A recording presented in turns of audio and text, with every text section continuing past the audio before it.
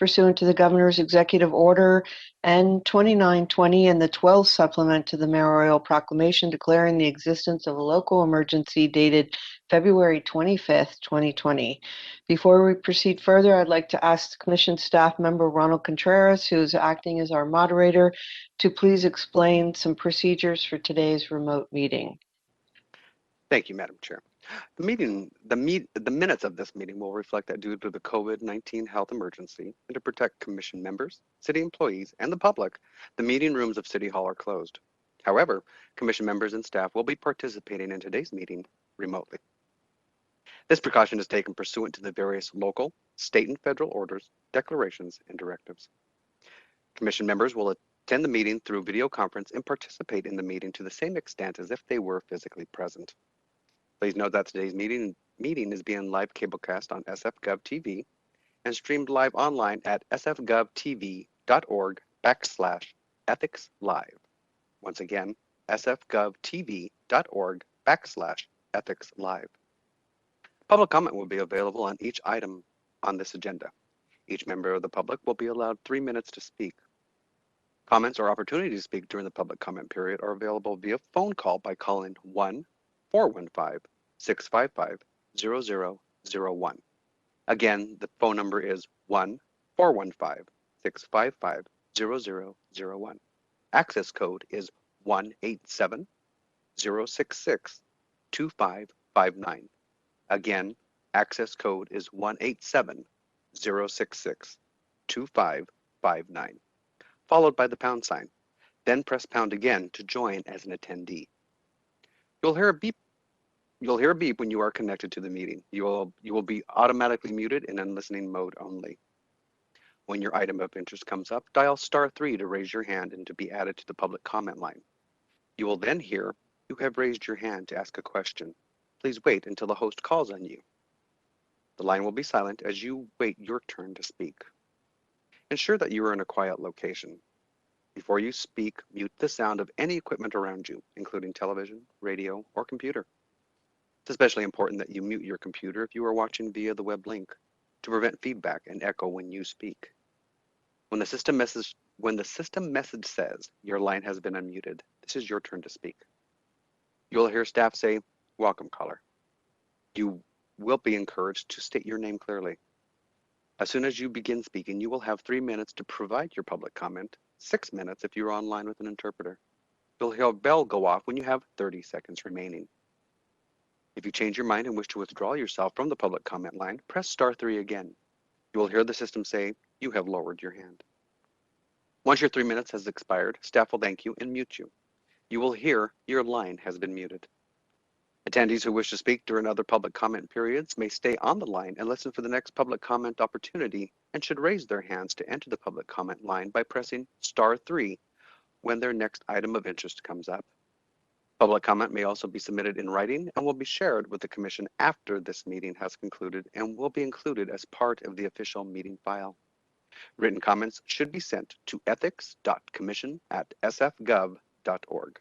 Once again, written comments should be sent to ethics.commission@sfgov.org. Thank you, Madam Chair.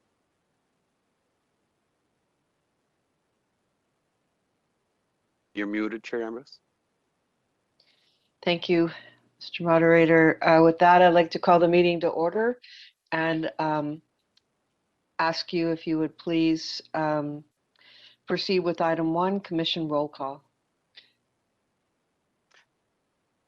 Commissioners, please unmute your microphone so that you can verbally state your presence at today's meeting after your name is called. Chair Ambrose. Present. Commissioner Bell.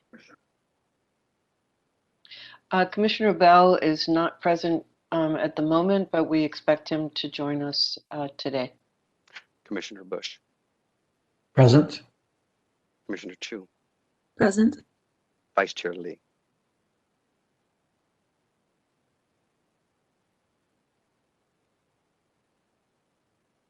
Vice Chair Lee.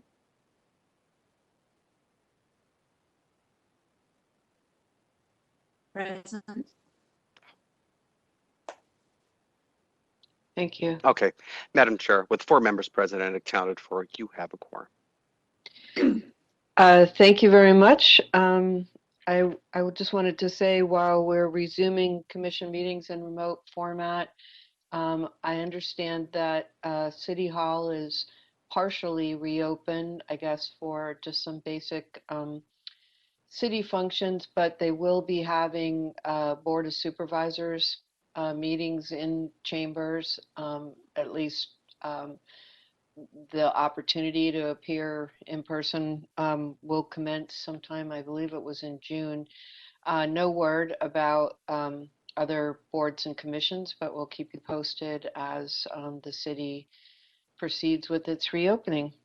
In the meantime, I want to give a friendly reminder to my fellow commissioners and participants. We request that you mute your microphone when not speaking to avoid audio feedback during the meeting. And with that, I'm going to call agenda item number 2, public comment on matters appearing or not appearing on the agenda.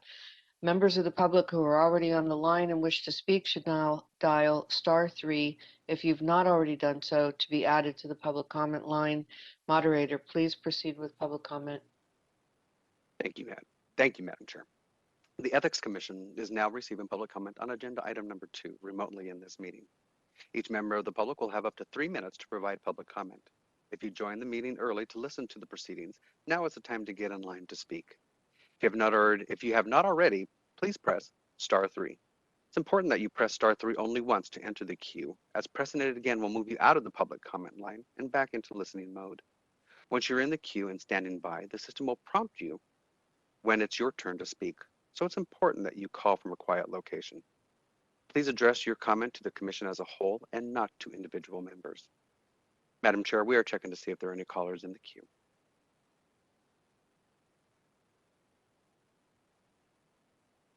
If you have just joined this meeting, we are currently on agenda item 2, public comment on matters appearing or not appearing on the agenda.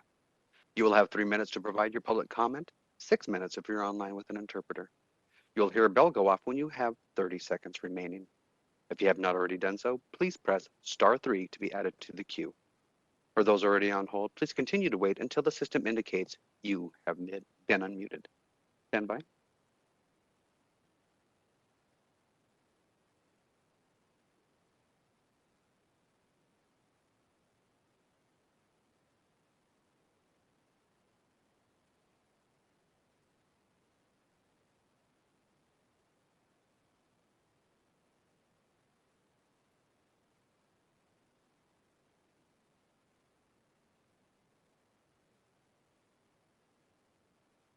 Madam Chair, there are no callers in the queue.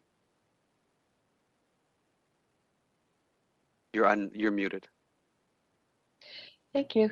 Yeah, With that, a public comment on agenda item number 2 is now closed. I'd like to call the agenda item number 3, the consent calendar, draft minutes of the commission's April 9th, 2021 regular meeting. Are there any comments from commissioners on the draft minutes? Seeing none, although I need to get my sidebar screen open, I am going to ask you to call public comment on the consent items, Mr. Moderator. Thank you, Madam Chair. The Ethics Commission is now receiving public comment on consent calendar item 3 remotely in this meeting. Each member of the public will have up to 3 minutes to provide public comment. You will hear a bell go off when you have 30 seconds remaining. If you joined the meeting earlier to listen to the proceedings, now is the time to get in line to speak. If you have not already, please press *3. It is important that you press *3 only once to enter the queue, as pressing it again will move you out of the public comment line and back into listening mode. Once you are in the queue and standing by, the system will prompt you when it's your turn to speak, so it's important that you call from a quiet location. Please address your comments to the commission as a whole and not to individual members. Madam Chair, we are checking to see if there are any callers in the queue.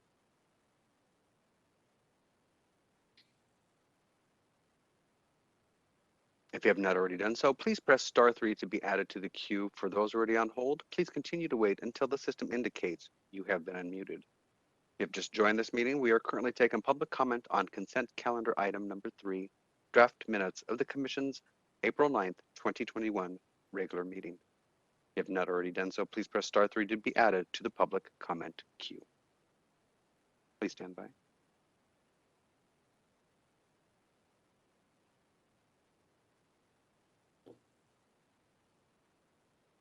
Madam Chair, there are no callers in the queue. Thank you. Public comment on agenda item number 3 is now closed. Can you please call the roll?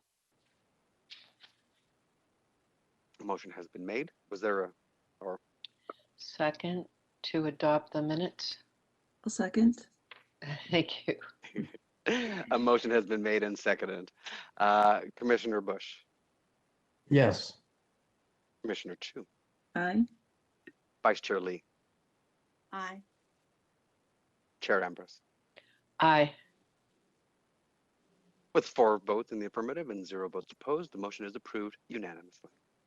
All right. Thank you, commissioners. I'm now going to call agenda item number 4, presentation by Controller's Office on the April 14th, 2021 report, preliminary assessment, refuse rate setting process lacks transparency and timely safeguards, and discussion and possible action related to report findings and recommendations. I'm going to turn it over to Executive Director Pelham and Mark De La Rosa from the Controller's Office. Please proceed. Thank you, Chair Ambrose, and good morning, Commissioners. This item is on the agenda as we have with prior reports from the Controller's Office, the series of public integrity reports that office has been issuing. The latest of them was issued after the Commission's April meeting on April 14th. So we are pleased to be able to have invited Mark De La Rosa, Kate Chalk, and Todd Ridstrom from the Controller's Office to be with us this morning to provide an overview of this last report in their series. So with that, I'm going to turn it over to Mark and team, and with our appreciation for their time with us this morning. Thank you. Great. Thank you very much. Let me first pull up my presentation.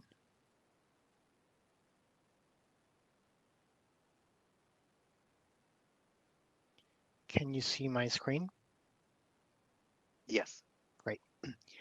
Good morning, Commissioners, Chair Ambrose, Vice Chair Lee, Commissioners Chu, Bush, and Executive Director Pelham, Mark De La Rosa from the Controller's Office, Acting Director of Audits.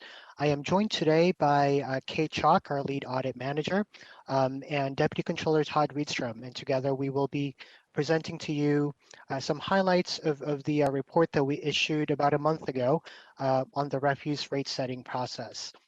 As many of you know, this is the 5th in a series of work products that we have started in the Controller's Office as part of the internal control reviews surrounding the Mohammed Nuru case and investigations.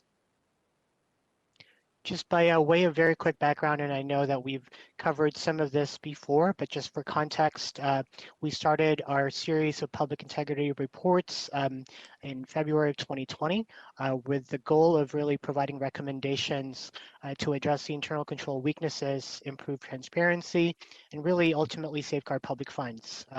In conjunction with our efforts, the city attorney's investigations continue as they focus on the various facets of the cases, particularly surrounding current and former city employees, as well as contractors that are related to the FBI complaints. This report is preliminary, as we have issued in the past, and really focuses on internal controls on the oversight and approval of the refuse collection and disposal rate setting process. And by refuse, we refer to waste, compost, and recyclables, including the role of the Director of Public Works and the rate board in the rate setting process. We provide our report as a preliminary and is offered for public comments, and we may revise certain elements of this as we continue our work in the next few months. Before we move forward, let me just give one quick note on the related March 4th city attorney announcement of the more than $100 million in refuse rate settlement with Recology, which the Controller's Office supported through analysis. This settlement really provides the ratepayer refunds based on errors related to omitted impound accounts and zero waste initiative revenues in the rate application that was used to set refuse collection rates for the period of July 2017 through June 2021. And just as an update, as of this Tuesday, May 11th, the Board of Supervisors has approved the settlement amount of $94.6 million for the ratepayer restitution, and then an additional $7 million in civil penalties. Just a quick recap of the various elements of the FBI reports. Recology, as you probably already know, is a privately held waste management company that provides refuse services to both residential and commercial customers in the city and county of San Francisco. And they operate through three entities, Recology San Francisco, Recology Sunset Scavenger, and Recology Golden Gate. Mr. Paul Giusti was Recology's Government and Community Relations Manager from February 2012 until June 2020, serving as the liaison to elected officials, city departments, and community organizations. According to the FBI affidavit issued in November 2020, Mr. Giusti was tasked with keeping Mr. Nuru happy, and I quote that. He also played an integral role in the Recology's 2017 rate application to increase residential refuse rates, and was praised for minimizing negative press about the rate increase. The federal complaint also alleges that for over 6 years, Mr. Giusti bribed Mr. Nuru, the former director of public works, and concealed the bribes as charitable donations to nonprofit organizations. According to the complaints, Recology continually provided benefits to Mr. Nuru, his family, and public works in excess of $1 million, either directly or through nonprofit organizations. On slide 4, just another key background is we wanted to emphasize that the Recology contract it does not include us currently as it stands on the agreement, does not include service conditions or term limits, nor has it ever engaged in competitive procurement processes for these services. The current city agreement with Recology was approved by the San Francisco voters in 1932. And this 1932 ordinance essentially created a regulatory scheme and approved 97 permits, which didn't have an expiration for residential refuse collection in the city. What this has essentially done over time is that Recology has acquired all 97 permits, causing it to become San Francisco's only refuse collector on the residential side.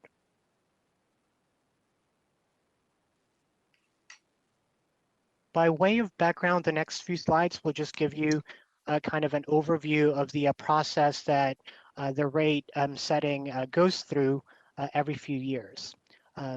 This slide number 5 really lists all of the different participants or stakeholders in the rate setting process.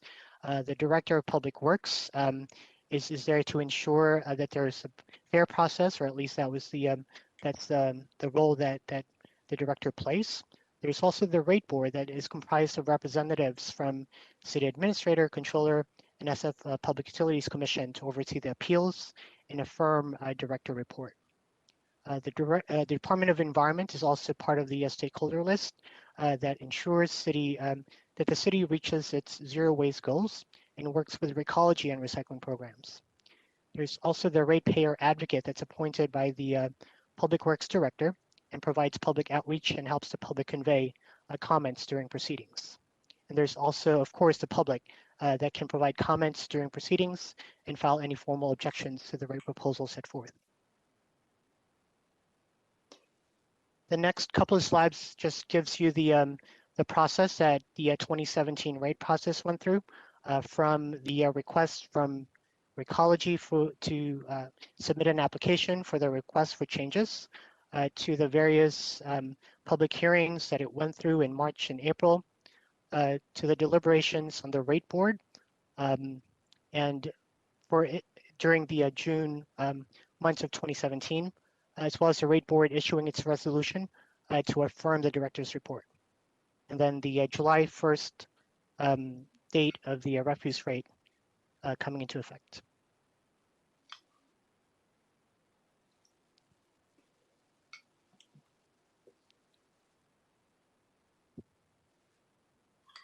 The methodology is just here to provide you with additional background on how exactly the rate setting goes through, and then the various cost drivers that fed into the 2017. And without further ado, I'll turn it over now to Kate, who will go through our findings and recommendations, as well as provide any background on the various conclusions that we made. Thank you, Mark. So our first finding is around the 1932 Refuse Collection and Disposal Initiative Ordinance that has led to the city's arrangement with Recology. And we recommend for the city to consider whether this model provides optimal benefits to ratepayers or whether or not another model, such as those set forth in Proposition A of 2012, should be used. Currently, the process allows Recology to hold all of the city's residential refuse permits and not compete to remain the exclusive permit holder to provide the service. And to note, any changes to this ordinance requires voter approval. And then our next finding is around the director's role in the refuse rate setting process, as Mr. Nuru had significant influence over this process.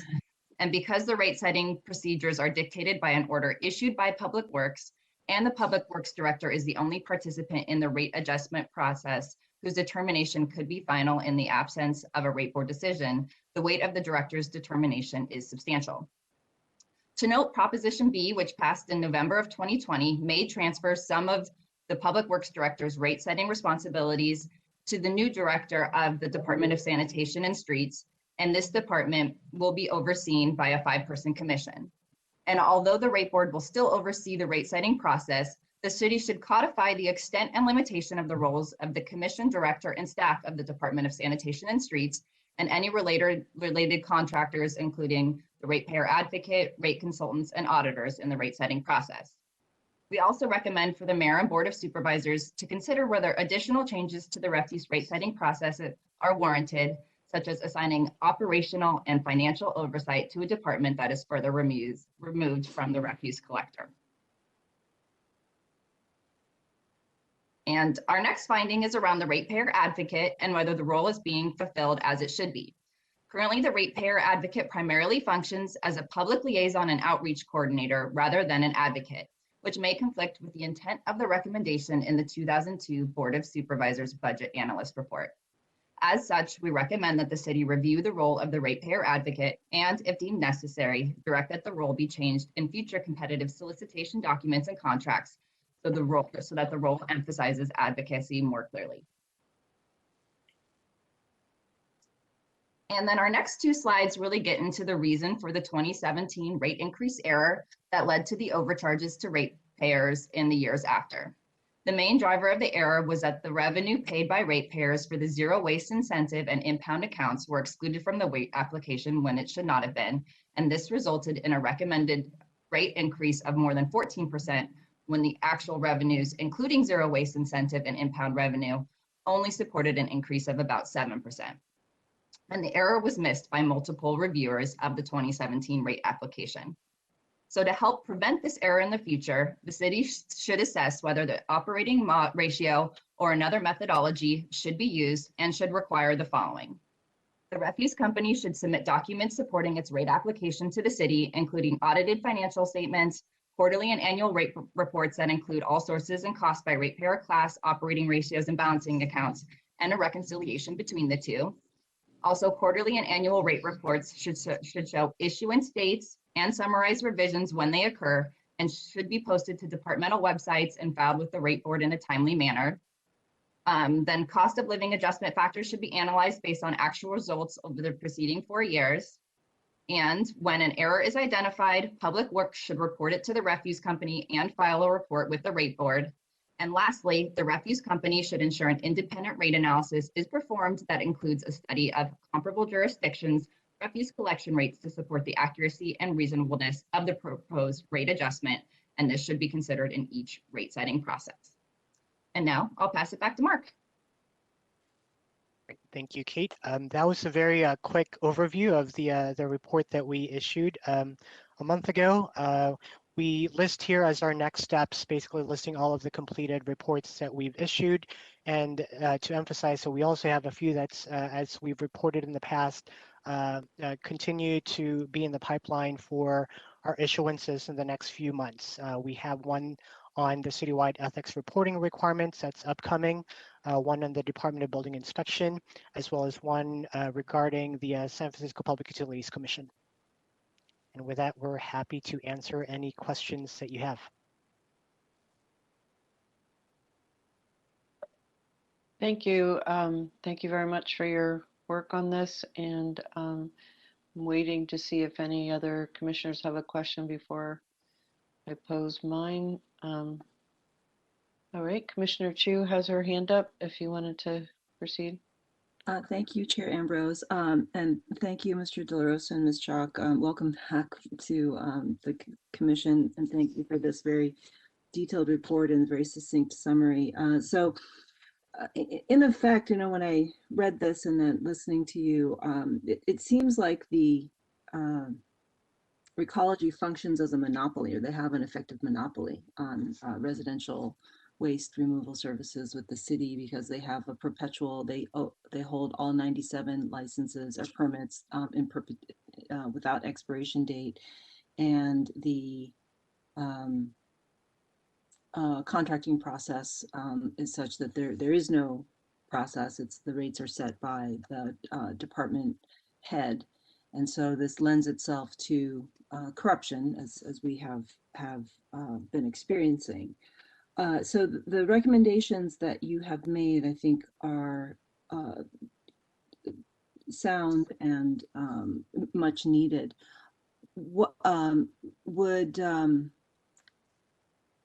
and so beyond changing the process of the rate setting and requiring more transparency and disclosure with regard to erroneous information that may have been submitted to the department, what, in terms of structurally changing this, creating a competitive bidding process, and as you allude to different jurisdictions doing creating more competition for the services, would that require voter approval to do? I mean, because in my own view, I think this whole thing needs to be overhauled for the 21st century, and with a view to making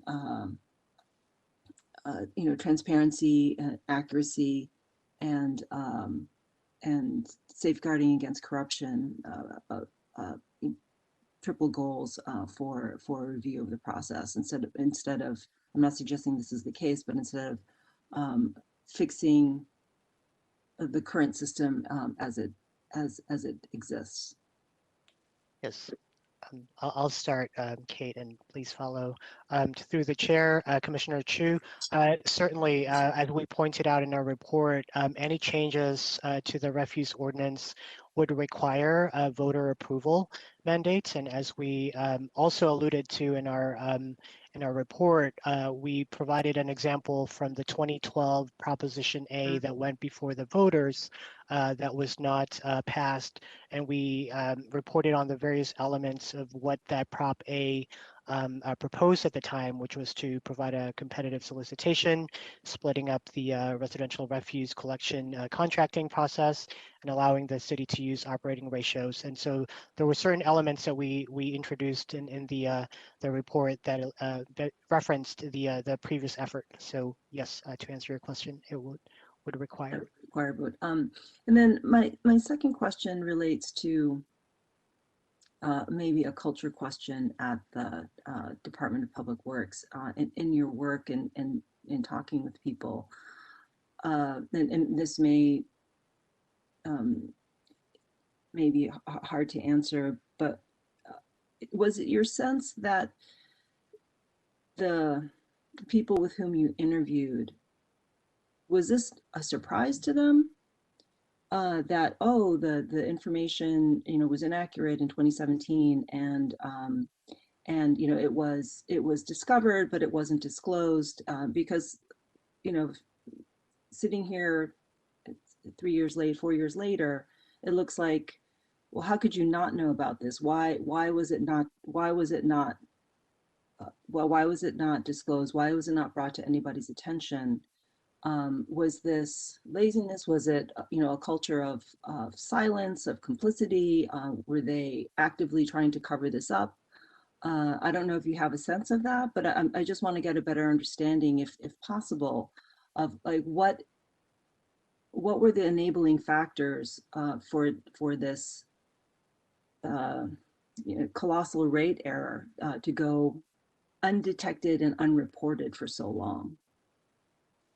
Certainly, and I can begin, and I don't know if our Deputy Controller Riedstrom would like to add as well. So the very good question. On the focus of our own review, we really mostly focused on a desk review in which we actually looked at the various supporting documentation surrounding the rate setting process. So we did not, as part of the scope, go beyond just looking at the backup documentation, what's available publicly in terms of the process.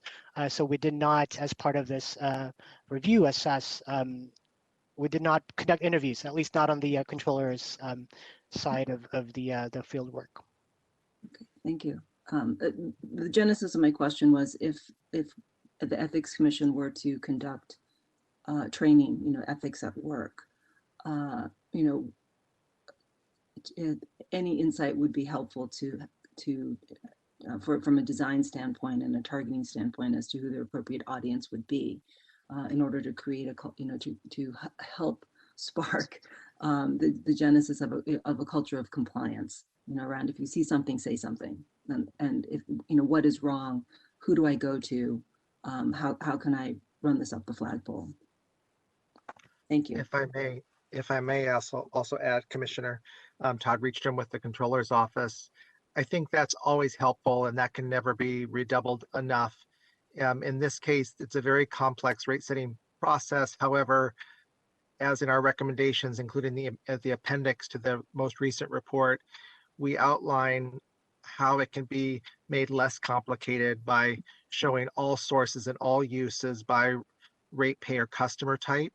And so very similar to what happens on water rate setting, for example, at the SFPUC. And so setting up the audited financial statements so that an external auditor is reviewing them, having some consistency with the fiscal year period. Currently, one is set on a June 30 period for the rate setting purposes, whereas Recology financial statements are done on a September 30 fiscal year end.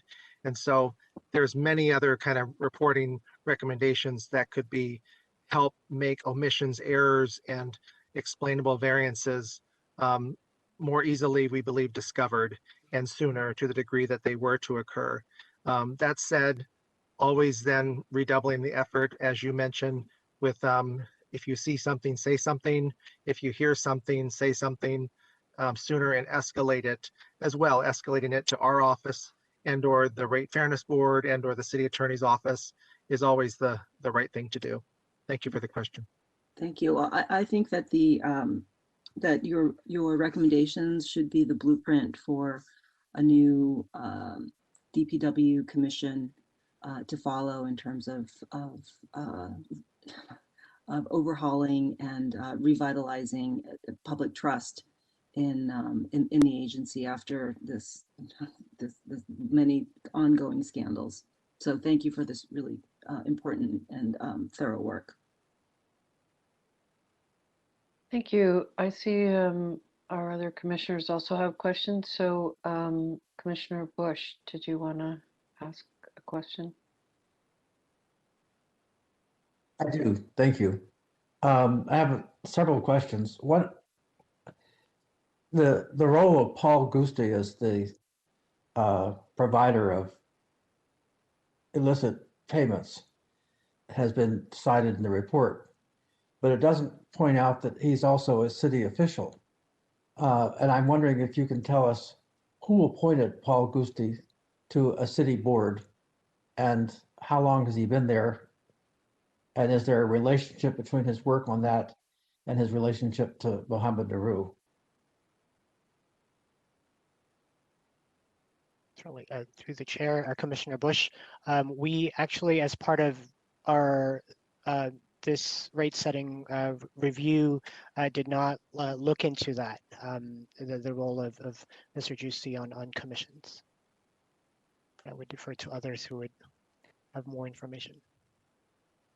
it raises the question in my mind of whether the so-called city family didn't encourage relationships between city appointees that might not have otherwise come to light. So I think it would be worthwhile knowing how that person was appointed and was his appointment reviewed and reappointed and so forth and so on.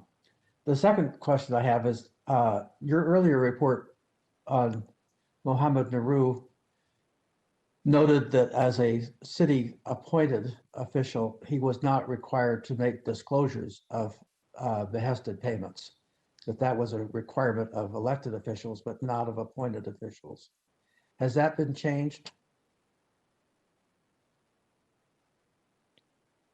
I'll defer to Kate. Yes, it has. There has been legislation that's been put forth at the Board of Supervisors, and I know that there's progress in terms of where that is. Yeah, it was also part of one of the mayor's directives. So is that now taken effect, or is it just a proposal at this point? Actually defer to, I don't know if Deputy City Attorney Andrew Shen will be able to provide an update. Yeah, good morning. Just to provide you a brief update, Commissioner Bush. So the mayor's executive directive, which Kate Chalk already referred to, requiring department heads to file behested payment reports, that was essentially immediately effective last fall. And I in see. terms of the legislation that's currently working its way through the process, sponsored by Supervisors Haney and Peskin, and I believe Supervisor Chan as well, actually, that is still pending at the board. And in addition to require additional reporting behested payments, actually requires, or actually imposes, I should say, actually prohibitions on behested payment solicitation altogether. So we'll see how that goes, but it's still pending at the board. Thank you. Do you know, does it go deeper than the department head? So for example, in some departments, there'll be a deputy who has a great deal of authority. Yeah, so the current form of that legislation would prohibit solicitation of behested payments by Form 700 filers if the source of those payments have essentially business pending before the department, if they're seeking a permit or license, if they're seeking a contract, so on and so forth. Okay, thank you. Sure. Another question I have is whether any of this was the subject of a whistleblower complaint since 2017 when all of this began to take effect. Does anyone know, was there ever a whistleblower complaint filed about excessive charges? Commissioner Bush, we don't have the information on that right now, but we can definitely get back to you on that. Thank you. Question. I have one last question, and that is, are the rates for commercial the same as the rates for residential? And were they all affected by these changes? Refer to Kate Chalk. Yeah, I can jump in here. So the commercial rate setting process is completely separate from the residential rate setting process. So these rates that were part of this settlement only affect the residential. I can't help but wonder whether a sharper eye from someone in a green eye shade would have been at work on the commercial rates because they have a great deal of sensitivity to price changes.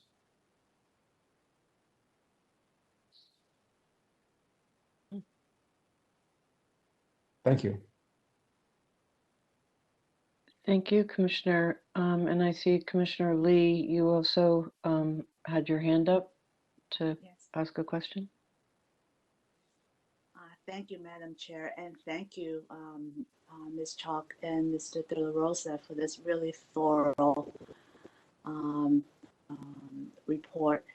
And I really appreciate the details that you have gone in to really explain how we got to this place. I have a couple of questions. Number one, you mentioned about the rate consultant. Can you tell me if this rate consultant falls into the city's contractors category, which means they have to go through the regular process of being vetted, being screened, because they are given, in this case, the rate consultant was given the really powerful job of making recommendations. So are they considered a city contractor? The second question I have is, do you know how many other similar consultants do we have in the city that has that type of authority, reporting to only one person who appointed the contractor or consultant to make these important recommendations involving city monies? Is there any record of how many similar consultants we have in the city? And what kind of oversight do we have over these folks, aside from them serving the department head or the director who appoints them? Certainly. I can start answering that, and Kate, please feel free to fill in. From the review that we've done, yes, the consultant that was involved in this process was hired through a city contracting process, and so it falls under that category of a city vendor providing services, professional services to the city. And Kate, if you have additional information. Yeah, I can speak to the advocate. So the ratepayer advocate was definitely solicited through that was a competitive solicitation. With R3, we did not review the competitive the solicitation on that, but we can circle back.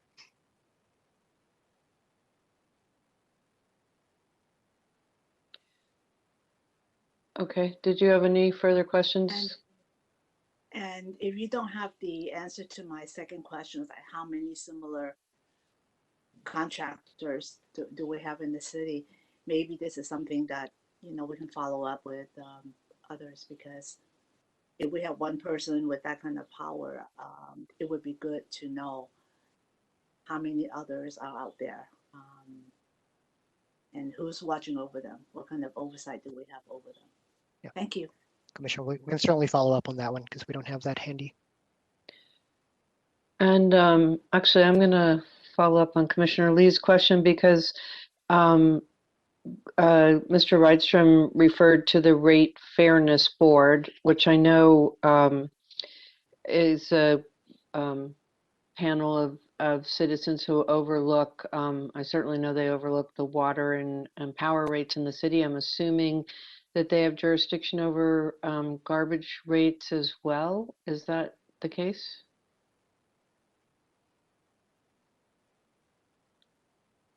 Anyone know if the Rate Fairness Board has reviewed the garbage rates as part of their process?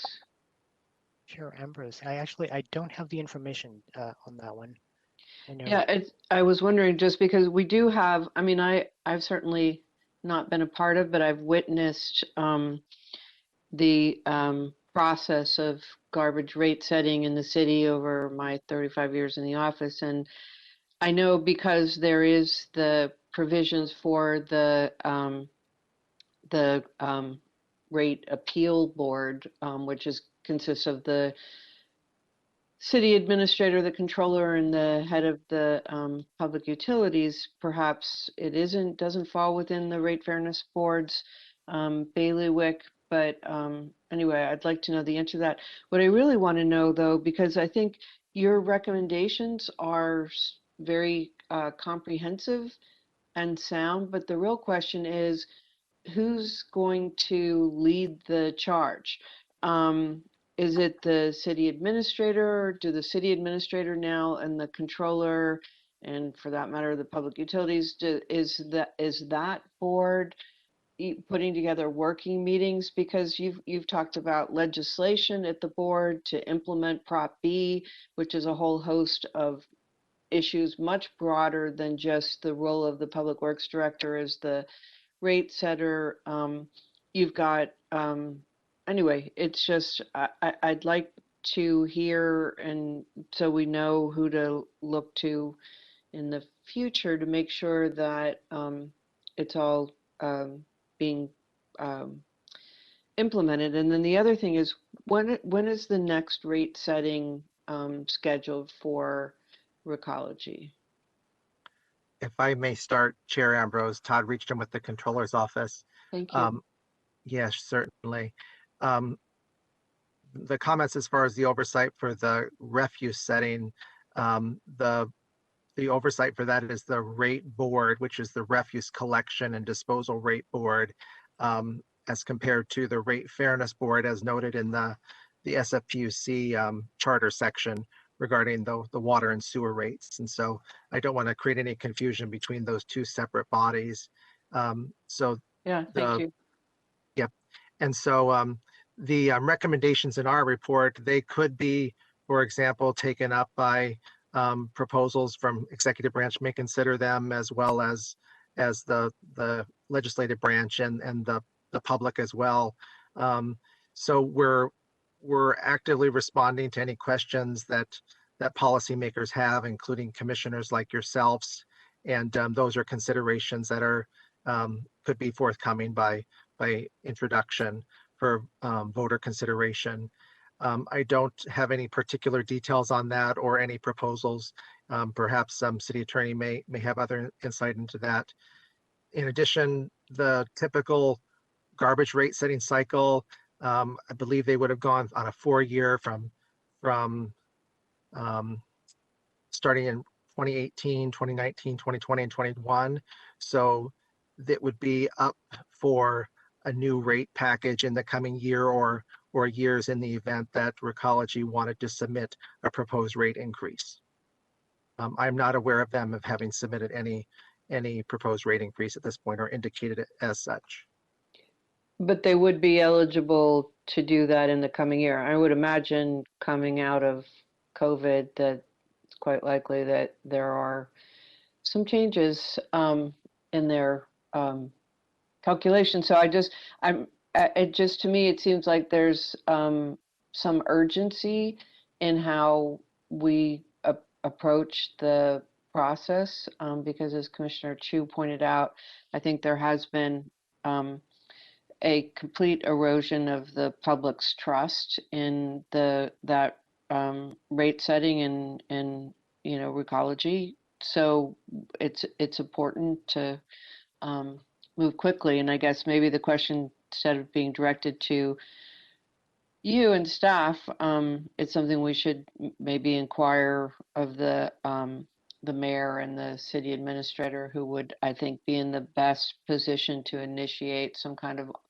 ongoing working group to, to just, things don't happen unless somebody's pushing it. There's too much day-to-day stuff to deal with around there. So, but anyway, thank you very much for your very thoughtful review. We do appreciate it, and look forward to getting our refunds as well and our bills in September. I guess we have to wait for the court to approve the settlement, but it was good work by the city in getting that resolved and getting the rates adjusted. So thanks for your work on that as well. Thank you, And Chair.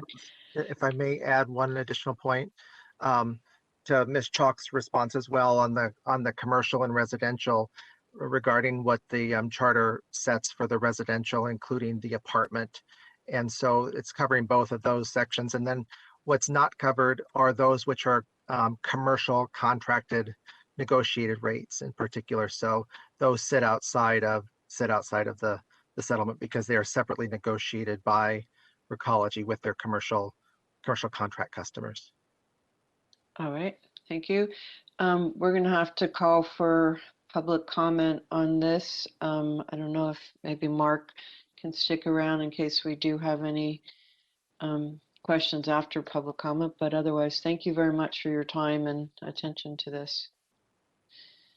Mr. Moderator, yes. I'm not sure who called my name. Oh, Commissioner Bell. I didn't see your hand up, but please proceed. I was wondering if you wanted to do more on the suggestion you just made about a statement or something that might be coming from the commission regarding who takes the lead or the suggestion that you just made. You know, if you want to, if there, in some way, if we should explore making a statement, sending a letter, or in some way doing something that expresses what you've just talked about. Yeah, I mean, we could do it informally or we could do it formally, but I'd be in favor of, I'm just trying to scramble real quick to make sure that this agenda item allows us to, that we notice that we might take an action on this. I need to get back to my my I wasn't meeting suggesting agenda. that we take an action. I was just trying to act to be able to appropriately follow up on that suggestion in the best way possible. It doesn't mean that we have to do it now. That we have to vote. Okay, yeah, I just, Right. Although the agenda item number 4 does say that it's discussion and possible action related to report findings and recommendations. okay, thanks. Yeah, I just needed to get back to my screen with the agenda on it. Yeah, I'd be in favor, just, you know, not to get into you know, a lot of detail, but to send a just a short statement to the mayor, the city administrator, the controller, and the um, head of the San Francisco Public Utilities Commission to say that the commission um, strongly endorses the recommendations of the controller and are would like to um, be advised as to which of those entities would be taking the lead on, you know, pursuing implementation, and that we would like also to be, you know, included in regular updates about the process of accomplishing those remedial actions. So something along those lines, would that be what you had in mind, Commissioner Bell? Yes, I mean, I just think that this, I agree with what you said, and often these things fall through the cracks because of the, as you said, as the daily, you know, hurly burly of operations, especially as we come out of COVID. And I just thought that it would, you know, I liked your suggestion and just wanted to follow up to make, you know, to see if we would actually do something specifically. Okay. Um, yeah, well, thank you for the concept. I think we should go to public comment, and then if we want to make a motion, I'd be happy to work with the executive director to just draft that endorsement on the part of the commission and request for further updates on the progress from the agencies and individuals who would be most in the best position to implement some of the controller's recommendations. So, but Mr. Moderator, do you want to go ahead then and ask if there's any public comment? Yes. Just out of curiosity, Todd, did you have a final question or did you have, okay.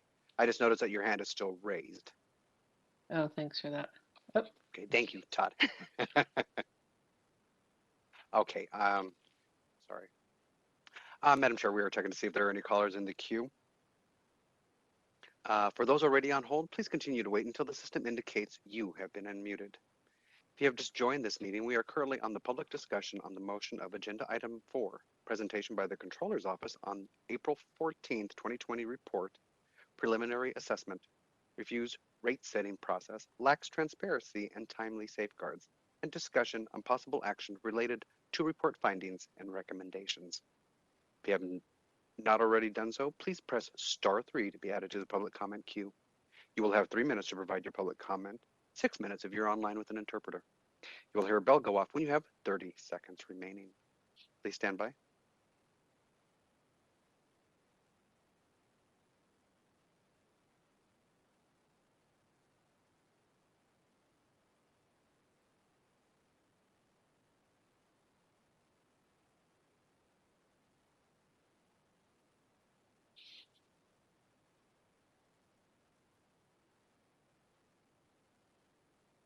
Madam Chair, there are no callers in the queue.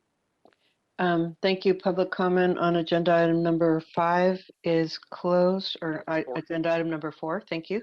And with that, I suppose just and to move things along, I will go ahead and make a motion that we send a communication to the mayor, the controller, the head of the SFPUC, and the city administrator, expressing the commission's endorsement of the recommendations of the controller with regard to the preliminary assessment of the refuse rate setting process, and ask that we be kept informed of the progress towards achieving those improvements. And if there are any additions to my motion, I would certainly welcome any friendly amendments before the second. I would like to make an amendment, though it's not directly out of the report, but I would like to see a follow-up on how Mr. Giusti was appointed as a city official. Who did the appointment? What were his duties? And in what ways did they relate to the work of Mohammed Naru? Okay, I think that's a different than I think that's a separate motion because it's not going to be part of the communication. I think we can do that, frankly, at the staff level, between the Ethics Commission investigator staff and with communication with whatever. Do you know what body it was that he was appointed to? It's an advisory body. It's on the Form 700. Okay. But I don't think we need to send that. That wouldn't be part of our letter to the mayor and the city administrator, et cetera. Only relationship that I can see is that the controller's report has to do with oversight. And this is a matter of oversight of the relationship of other city officials. Yeah, I just am a little concerned it's more operational as opposed to an endorsement. I guess there's no reason we can't do two separate motions. I'm all in favor of finding out how that individual ended up being appointed and who appointed them. So if that would be my recommendation, is that we take those motions separately. But I will leave it. That's fine with me. That's okay. That's okay. Okay, so then first on the motion that I made, is there a second? Or I second it. All right, you did. Thank you. So any discussion? Seeing none, I'm going to ask the moderator to call the roll on that motion, and then we'll entertain Commissioner Bush's motion. A motion has been made and seconded. I will now call the roll. Commissioner Bush. Yeah. Yes. Commissioner Chu. Aye. Vice Chair Lee. Aye. Commissioner Bell. Yes. Chair Ambrose. Yes. With 5 votes in the affirmative and 0 votes opposed, the motion is approved unanimously. Thank you. And now with respect to Commissioner Bush's motion, this is a motion to request, it's really the staff, and I'll say city attorney, to inquire as to the appointment of Paul Gusti to a city advisory board. We'd like to know who appointed, and also in light of the information that's determined, whether or not there can be an investigation into how that might relate to the relationship between Mr. Gusti and Mr. Nuru with regard to refuse rate setting. And whether I would include in that whether or not Mr. Gusti or others in similar situations are required to disclose that they arranged for a behested payment. Okay. I won't restate that. I think you stated it very clearly. So With that motion, I will second your motion so we can move. Is there any discussion of this motion? Excuse me, Chair, but it's not a discussion item per se, but just perhaps a clarification. So in terms of Please. digging up that information at the request of the commission, would I, in working with the commission staff, would we report back to you and Commissioner Bush on those questions, or what do you envision the item coming back to being? I think it depends on, yeah, no, let's just be clear. Yes, I think it'd be important to get back to the commissioners, myself and Mr. Bush, as well as Executive Director Pelham. And then depending upon what we hear, we might agendize something for further discussion before the full commission. Does that make Okay. sense? Yes, thank you. Thanks. With disclosure to the public. Well, let's wait till we hear what it is, because it might be part of a investigation, a larger Oh, there's a point. investigation. All right, Um, I defer. okay. All right. So if that's clear, then can I ask for a roll call? A motion has been made and seconded. I will now call the roll. Commissioner Bush, Yes. Commissioner Chu, Aye. Vice Chair Lee, Aye. Commissioner Bell, Yes. Chair Ambrose. Yes. With 5 votes in the affirmative and 0 votes opposed, the motion is approved unanimously. All right. Thank you very much. Before we move on to agenda item number 5, which is a fairly substantial presentation and report, I'd like to take whatever, a 5 to 10 minute break. Is everybody okay with that? All right. So I'm going to say 10 to be realistic, but see you back here at 10:45. Thank you. All right.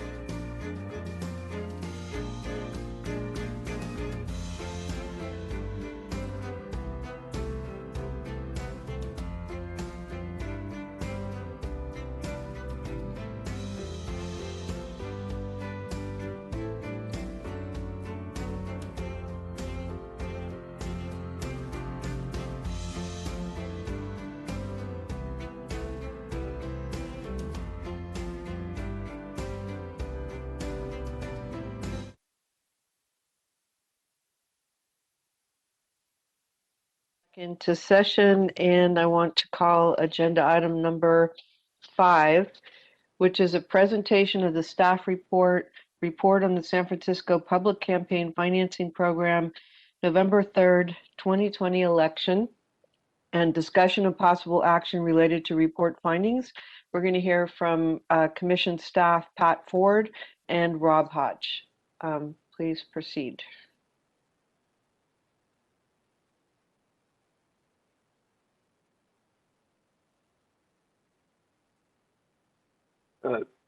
Thank you, Chairperson Ambrose. Commissioners, thank you for having me join you today. As mentioned, I will be giving a presentation that connects or ties in directly to the report that is included with the agenda packet. This is our annual report on the public financing program for the prior election. I'll pause just a moment. If Pat, if you have anything that you would like to add, otherwise I will just jump right into our presentation. No, you can go right ahead. I'll just be here to, help with any questions that might come up. Great. And commissioners, please feel free, if any questions do come up, please feel free to let me know, and happy to pause for a moment to allow for any questions or provide any additional information or content.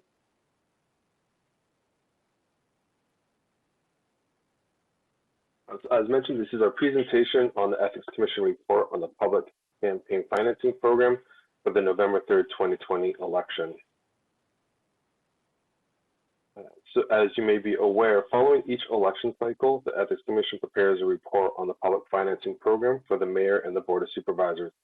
This report should contain a variety of information related to the amount of candidates that seek to participate, are approved, how much funding is provided, as well as additional facts and figures related to the program, such as spending by third-party entities or any adjustments that are made to candidate expenditure ceilings. The presentation that I am giving to you today is just a presentation of some of the highlights and key findings that we had documented in this report that was prepared in connection with the November 2020 election. To quickly recap and review, prior to the 2020 election cycle, the Commission and Board of Supervisors did pass the Phase 2 changes to the program. These changes were intended to encourage more candidate participation, decrease the dependency on private contributions, thereby reducing the amount of time candidates spend fundraising, and also increase the value of small donors, the smaller contributions, especially those that are under $100. To do this, the initial payment amounts for candidates was increased to $60,000, meaning once a candidate was approved to participate in the program, their initial grant or payment they would receive was $60,000, and this was done to help give a bigger boost, especially to the smaller grassroots candidates. We also increased the per candidate funding to $255,000 for the Board of Supervisor candidates. Our matching ratios used were adjusted to a 6-to-1 ratio for all eligible contributions. Previously, we were using a 2-to-1 and 1-to-1 payment system.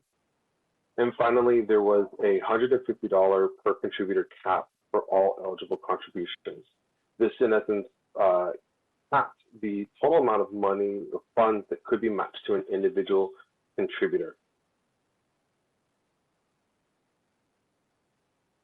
And looking at the final figures for the 2020 election, we saw the highest rate of participation since program inception.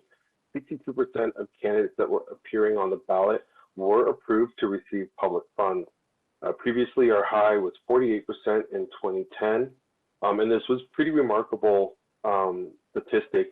The only district that did not have any candidates participating was District 9, where we had one incumbent candidate that was running unopposed. Otherwise, every election race saw at least 2 candidates being approved for public financing. And public funds that were dispersed to candidates represented 58% of all funds received by candidates. This would include private contributions and public funds, but does not include non-monetary contributions that candidates receive. And this is significant because this is the first time that public funds exceeded private contributions raised by candidates. Previously, I believe, typically we would see about 35% in that range, public funding as a ratio of total funds received. So this was a significant achievement that we were able to say that public funds represented the majority of funding that candidates were receiving in an election. Our average distribution was approximately $216,000 per candidate, and this exceeded the previous high of $126,000 in 2016. This is due to the significant change that in the total amount of funds that candidates can receive, going from $155,000 to $255,000. We obviously would expect that increase, but this is a significant step forward in achieving some of the goals of the program. Our total amount of funds dispersed was just a little bit over $3.4 million, again exceeding a previous high of $1.5 million in 2016. We are looking though just at a full general election cycle, so we are not including any special elections where there may have only been one or two offices that were listed.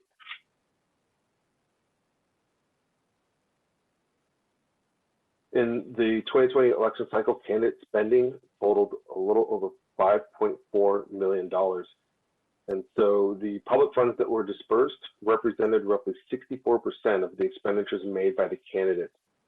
This is the first time public financing eclipsed 50% of candidate spending, and our previous high of 41%, which we saw in 2010 and 2012. And again, this is a significant mark as one of the goals and intents of the program is to reduce candidate dependency on public or private contributions, thereby reducing the amount of time that they are spending fundraising, and instead they can focus their time engaging with their electorates and their constituents, discussing issues, engaging in debates, rather than essentially holding private donation functions. We did see a noticeable dip in third-party spending. It was at the third lowest level since program inception. However, we did see that all 6 supervisorial races were impacted by some form of third-party spending. This would include both supported funds, funds that are spent to support a candidate, and opposition spending against a candidate. However, we did see that candidate spending still exceeded third-party spending by more than 5 to 1.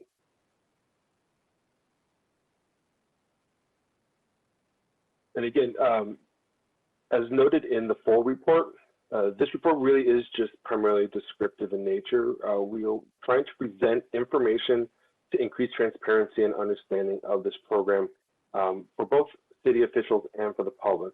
The public has a right to know how public funds are being used within this program.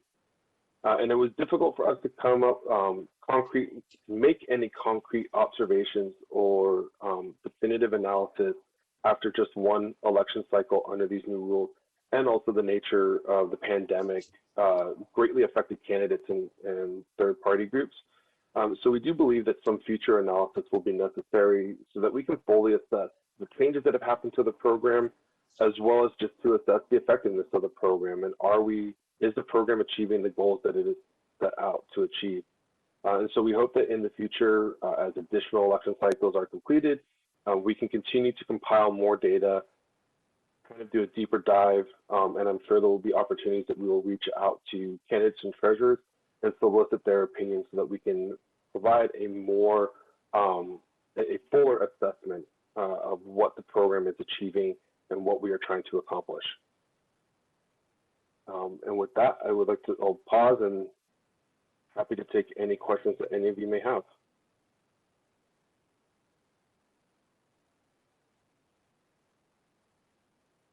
Thank you. Appreciate your not just the report, but all the good work that you did managing all of the public financing contributions to you and to all the rest of the staff. I am trying, for some reason, I I got thrown off of WebEx. I don't know if you even noticed that I disappeared there for a minute and got back on. So now I need to get back to the screen where I can see that Commissioner Bush has his hand up to ask a question. So please go ahead, Commissioner Bush. Thank you. I just have a few questions. And the independent expenditures, those are different kinds of committees. And some committees are earmarking the funds to a specific office, either to elect or defeat someone for that office.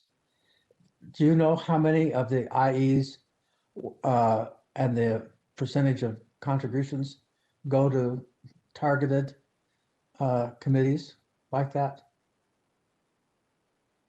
I would need to go back and look. That is an analysis we could do to see the committees that were spending money as third-party or independent expenditures. We could go back and see just what funds they were receiving, how they were spending their funds.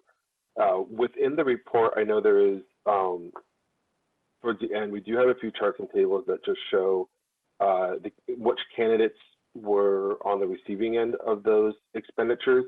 But in terms of knowing the specific committees that were spending money, that was not included in the report, but that is an analysis we could do.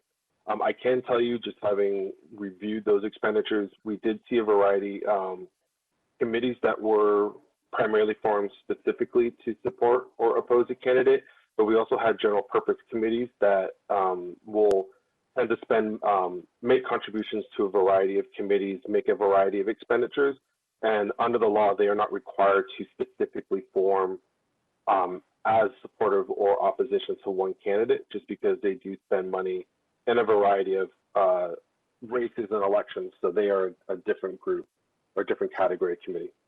I know that there was a mega donor who encouraged others to give to an outfit called Progress San Francisco, which gives money to more than one candidate.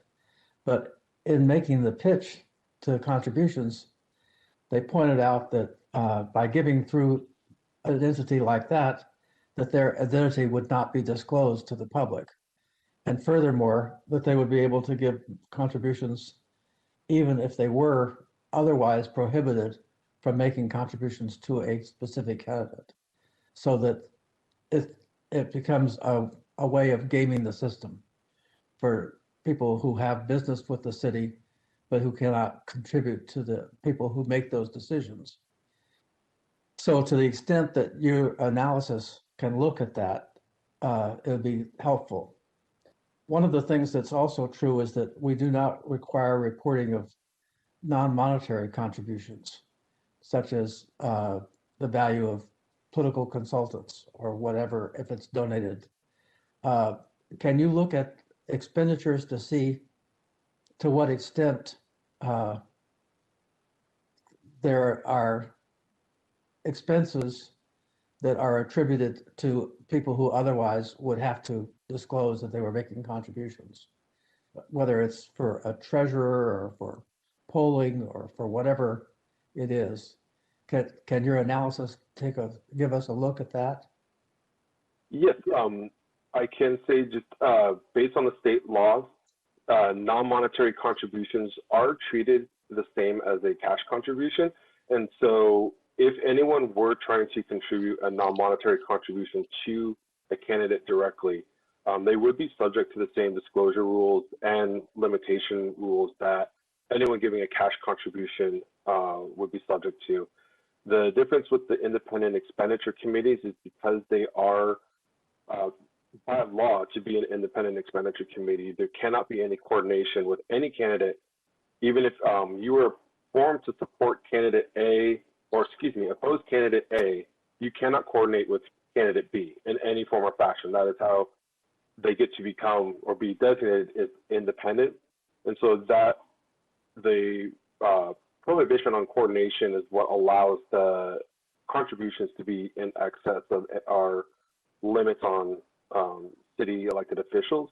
However, we can go back through, we would be able to compile information on who has reported receiving a non-monetary contribution and individuals who qualify as major donors.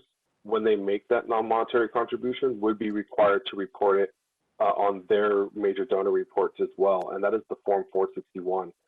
So there would be a way that we could go through and compile that information to see the people that are reporting receiving those non-monetaries, are their contributors also reporting it that they gave, and we would be able to put that information together and at least trace and see, is everyone reporting it accurately, and is everything being reported within compliance of the law? Thank you. My last question has to do with the timing of contributions, particularly to IEs. It used to be, that early money is like yeast, and so we have the Emily groups that are trying to give people contributions early in the process. But I've seen significant contributions that come in the last few days before the votes are cast, or even on election day, or immediately thereafter. Can your analysis give us some picture of whether or not there's heavy donations coming in on election day or thereafter? For example, in some cases, there'll be an LA nonprofit who's giving $100,000 for a get out the vote effort. And it's designed to be in certain neighborhoods on behalf of a certain candidate, though it's not spelled out as clearly as that. But I think that you guys could take a look and give us some sense of what's going on, because for the most part, if it's coming in at the end, it doesn't get reported for another couple of months. So it wouldn't show up until the January 30th report, whereas where it made a difference was on November 7th or something like that. Yeah, thankfully with our the dashboards that our edit team has created, and just with the resources we do have through our e-filing system, it's pretty easy for us to compile a timeline of when contributions are coming in. But we also have the added benefit that the disclosure laws do require. If a committee, let's say they prepare a last minute radio ad that goes out 2 days before the election, once that expenditure is incurred, they are required to report that, whether or not those invoices are paid, if they're waiting for money to come in from a donor to help cover the cost of those expenditures. The public would at least have the benefit of knowing under the 24-hour disclosure rules that that committee at least engaged or had an agreement to have that ad created and dispersed. And so we would at least know or be aware of that expenditure occurring. Again, even if they're waiting for money to come in later on. So it would give us the opportunity to go back and see, okay, there was a committee incurred $20,000 in expenditures for independent expenditures over the last 4 days before an election. We could then go through and see, oh, well, later on they got $20,000 from some source. So the reporting requirements allow us to tie that information together. Yes, there is a bit of a wait with the year-end reporting because committees aren't required to report that information until the money actually comes in. So we may have to wait until January, but we would at least be aware that that expenditure happened, even if it does take us a little bit more time to get the additional disclosure information to see what other contribution records might be relevant. What I've seen in the past is that you might see that an expenditure took place, but it's accrued expenses, and we don't know who the donor was until much later.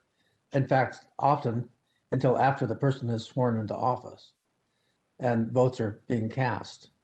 Is that still the case? Yes, well, most often with the elections happening in November, we would know by January 31st. That next year-end reporting, committees would have to disclose all that salient financial information that happened the last few days leading up to an election, as well as anything that happened recently after. So it would unfortunately, there would be a bit of a gap in that disclosure timeline, but we are still finding out within a 2-month window, 2.5-month window of when the election would be done. And even by the time votes are certified, you're looking at about a 2-month window that we would at least get that information.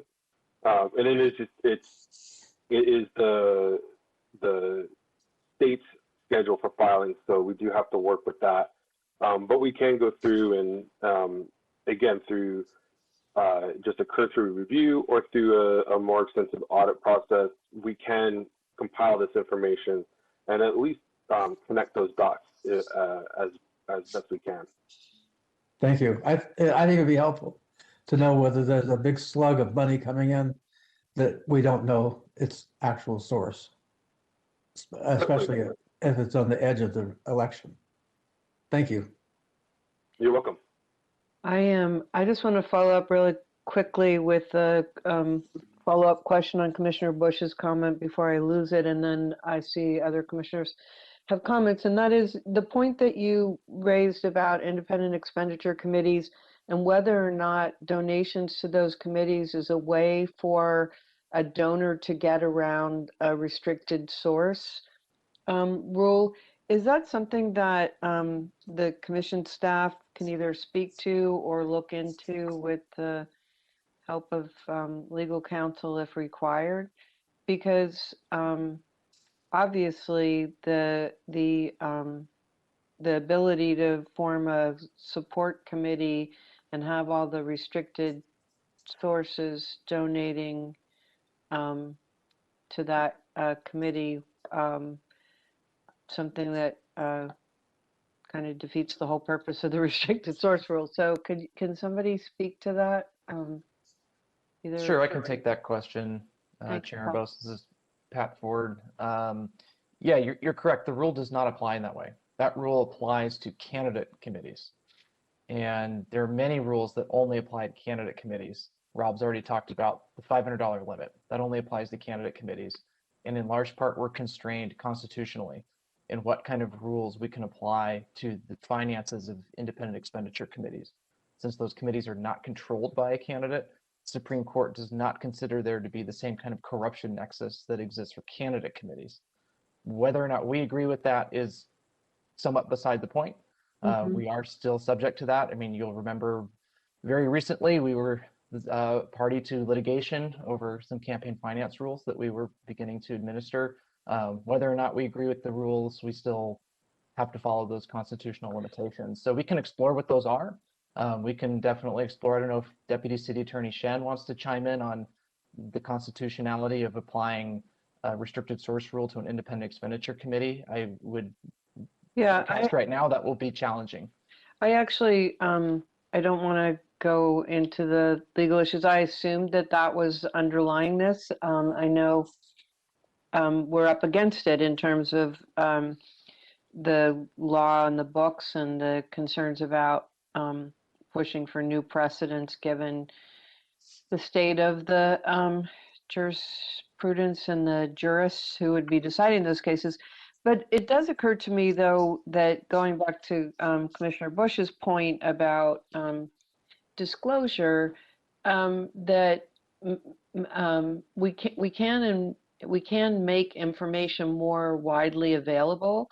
So, is there any reason why we can't, identify the donors to independent expenditure committees who are restricted sources and put them in a separate web, listing? Oh, by the way, did you know that, Recology is donating X dollars to the chair of the president of the Board of Supervisors, support committee or something to that effect?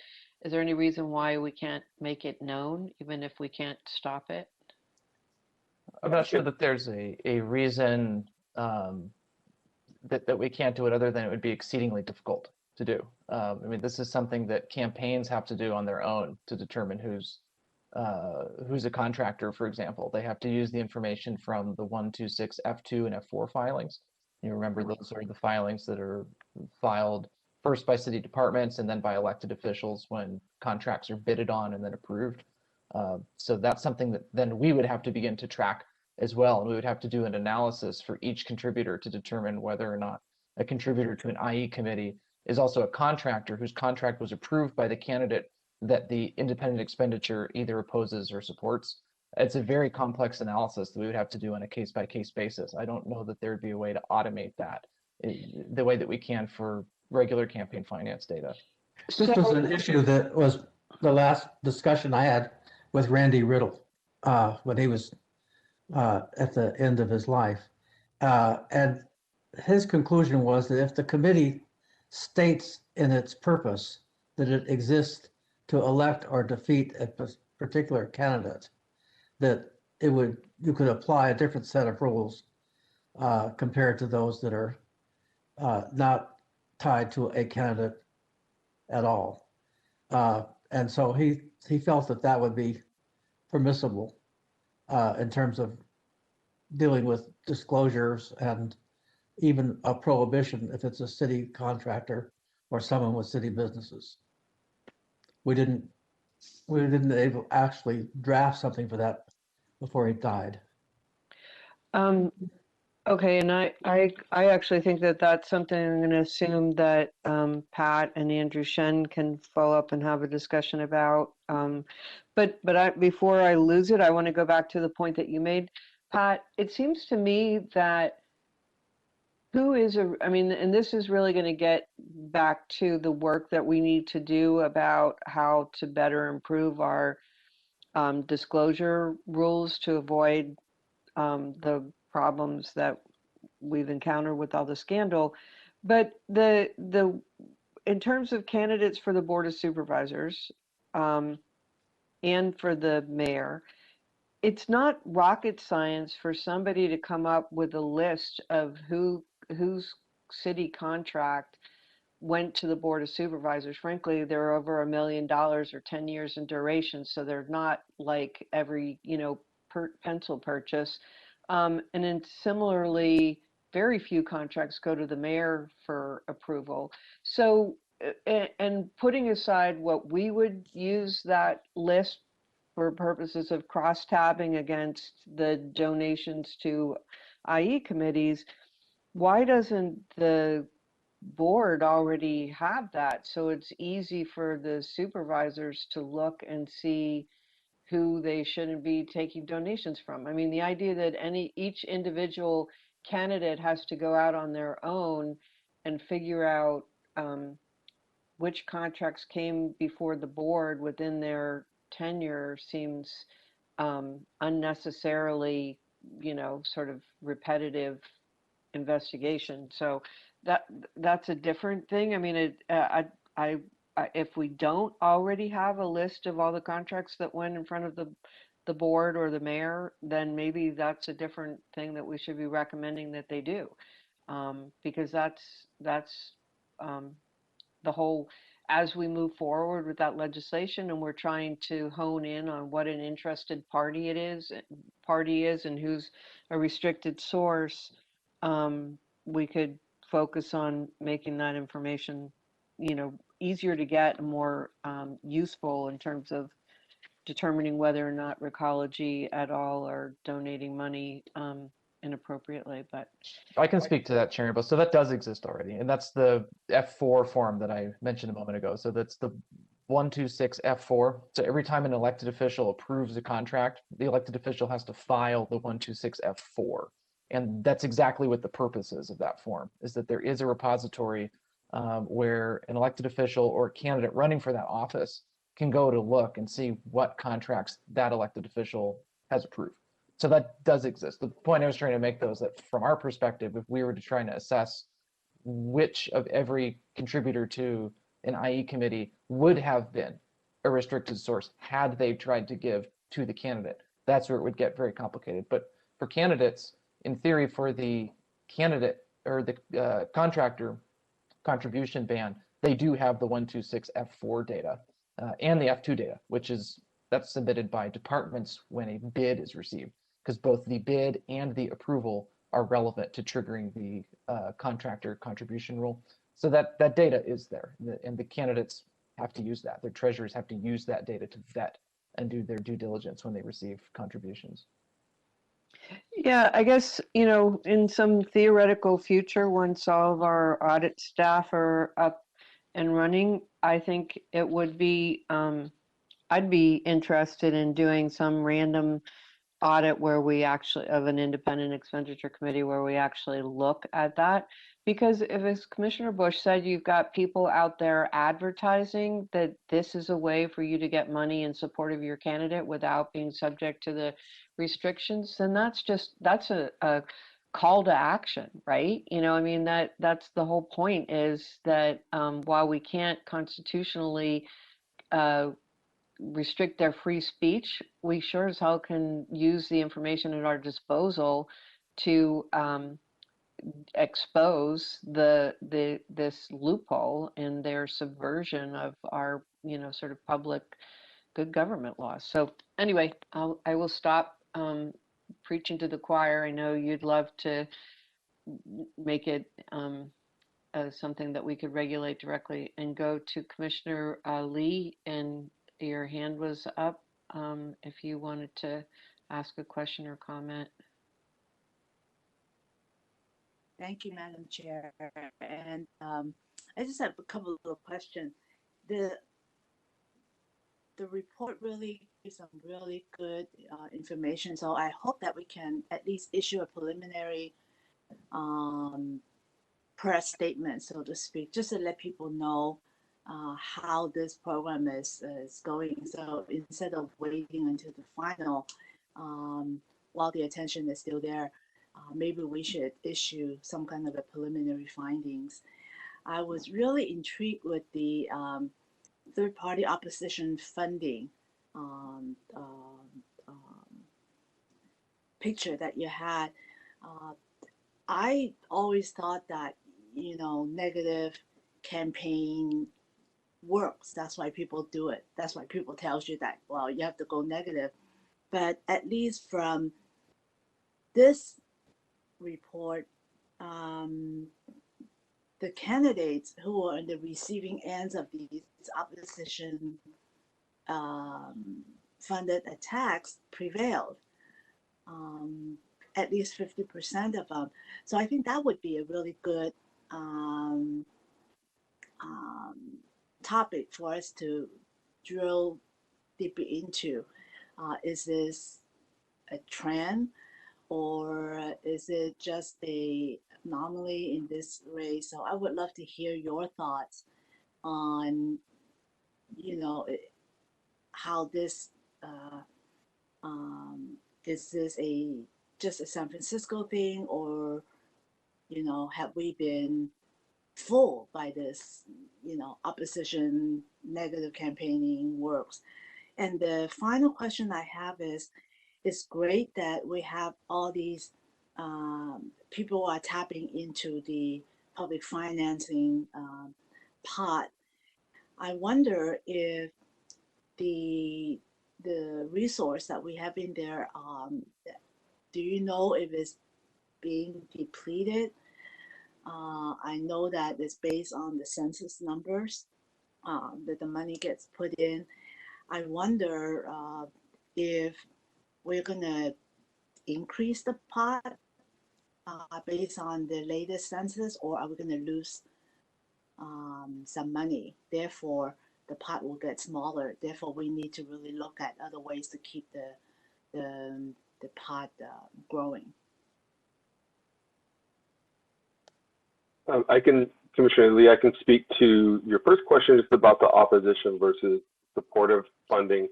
Anecdotally, just what we have seen is it really tends to fluctuate election cycle to election cycle. We might see some years where supportive spending is 75, 80%, and then other years, such as this past year, where it's almost 50-50 even split. So it's difficult to just say why committees might choose to go opposition or go supportive, or what the rationale or thinking is, but that is something we certainly could go back and look at, and at least see spending as it relates to the candidates that were elected. As I've mentioned before, our edit team has done a great job of making that data easily accessible to us, and so I'm sure as we do future analysis and review of the program, we could add that in and consider that I will defer to Pat just on the discussion about the funding levels for the public financing program. Maybe I'll jump in here if I could for Commissioner Lee. I know there's the question about the election campaign fund, I think is an important one to keep in mind as we do every year during the budgeting cycle. Obviously in a year or when if the city adjusts its figures based on the prior census, the city's population is a part of the formula for what is required to be appropriated to the fund every year. So as you know, it's $2.75 per resident each fiscal year that's required under the law to be appropriated to the fund. And currently that's around 875, a population of around 875,000. So, should there be a reduction in that, that would be, I think, troubling, given that there has been such high participation rates. If we see that those rates continue, and then particularly when we look to years coming down the road where there will be mayoral elections, that would of course be an additional draw on the fund that we haven't seen under these current provisions of the program. So it's something that we need to keep a very close eye on. I don't think we have an answer as we sit here, but that's certainly something we need to factor in. And every year, as we do in the budget process, we're constantly in communication with the controller's office and the mayor's office about what the funding requires and projections about what we think the future draw might be. So that's also a good factor for us to keep in mind and identify whether there needs to be some change sooner rather than later. If I could ask a follow-up question to the director. So for the formula, the $2.75 per resident formula, is it a hard mandate or is it flexible? So for instance, if we feel that even with the population growth, we still need to expand the pot, so to speak. So can we go back and say, hey, we need to revisit this formula? And how long has this formula been in place? Has it been adjusted through inflation or anything at all? I can't speak specifically to whether it's been, if there have been any specific adjustments to the formula since the program's inception. It may be that was when the program first took effect in 2000, that was a formula that was established at the time, but I'd want to confirm that for you. I don't have that right in front of me. But our read of the language that the ordinance requires is that the city receive an annual general fund appropriation of that $2.75 per resident every fiscal year. And then if the funds aren't drawn down, those funds remain in the election campaign fund for the following year. So it continues in there, and currently the maximum is a $7 million fund. So whether the formula needs to change, whether the maximum amount of the fund needs to change over time to accommodate potential use, that's part of the purpose of these reports every year, is so we can have some empirical data based on what we've seen election year to election year that helps give us a more solid basis to make those projections. The census introduces an unknown at this point. And we can certainly reach out to the controller's office to make sure that we're aware of what those changes might be looking like as soon as they know it, so that we can have a more feedback to you about recommendations if we think there are some that need to be made. Yeah, thank you for the question.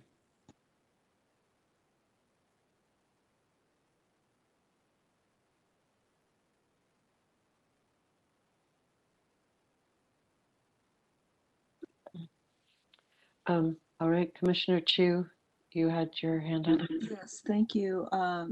I had a few questions, but first I wanted to say what great results for driving increased participation and a higher percentage of public funds versus private in this year's election. And N of 1 is not a trend, but I think this is the first litmus test of the revised public financing framework that is put into place. And so the preliminary results are great. So my question relates to the participation rate. So it's up to 62% from a previous high of 48%. So two questions. One, of the of the 26, 10 were not certified for public financing. And so as you do your further analysis, I'd be interested to know why they were not certified. And just wanting to understand, is it barriers? Did they just not raise enough, a threshold amount of funds to be certified, in order to hopefully increase, in the future and remove or address any obstacles to more candidates qualifying? And then second is, could we benchmark what the results are in other jurisdictions in terms of public financing participation, and instead of just being, it's great and important to analyze our own results, but how do we compare, if we can, apples to apples, oranges to oranges, with New York or LA? I know Oakland and Berkeley have a little bit of a different system, but just in terms of participation, 62% is a huge improvement over 48%. I know, but what does good look like, and what should we be targeting, would be my first question. And then second, it's going back to the non-monetary contributions that were discussed when Commissioner Bush asked his question, and I understand that they are treated the same as cash, but is it the filer who sets the value of what those non-monetary contributions would be? And is there a cap on that? I'm sorry, I'm blanking on this at the moment. And if it's consulting or polling or, getting out the vote, is there a possibility that, it could be valued, I could value it, my contributions at $500, and in effect, though, the value of them at a fair market rate would be a great, far excess of that amount. And, is there the possibility of abuse or underreporting that would go undetected?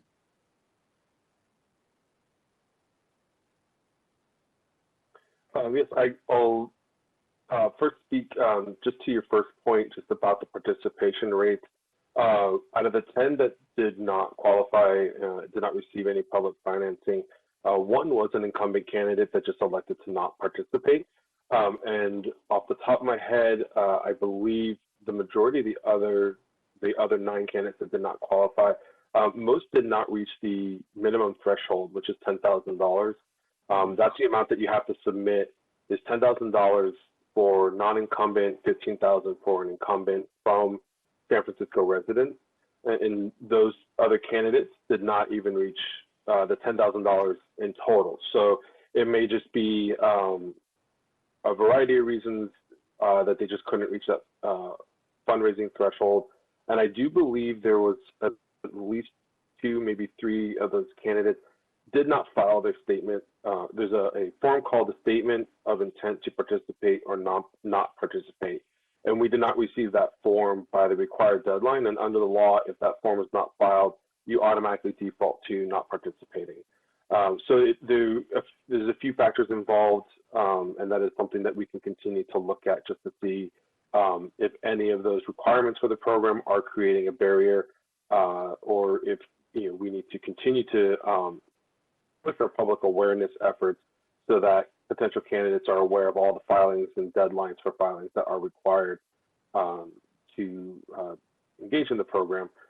To your question about non-monetary contributions, state law and provisions stipulate that it is the contributor that must notify the committee receiving the benefit of the non-monetary contribution what the nature and value is. And there is a little bit of protection given to the committee that they can report in good faith based on what the donor provides them.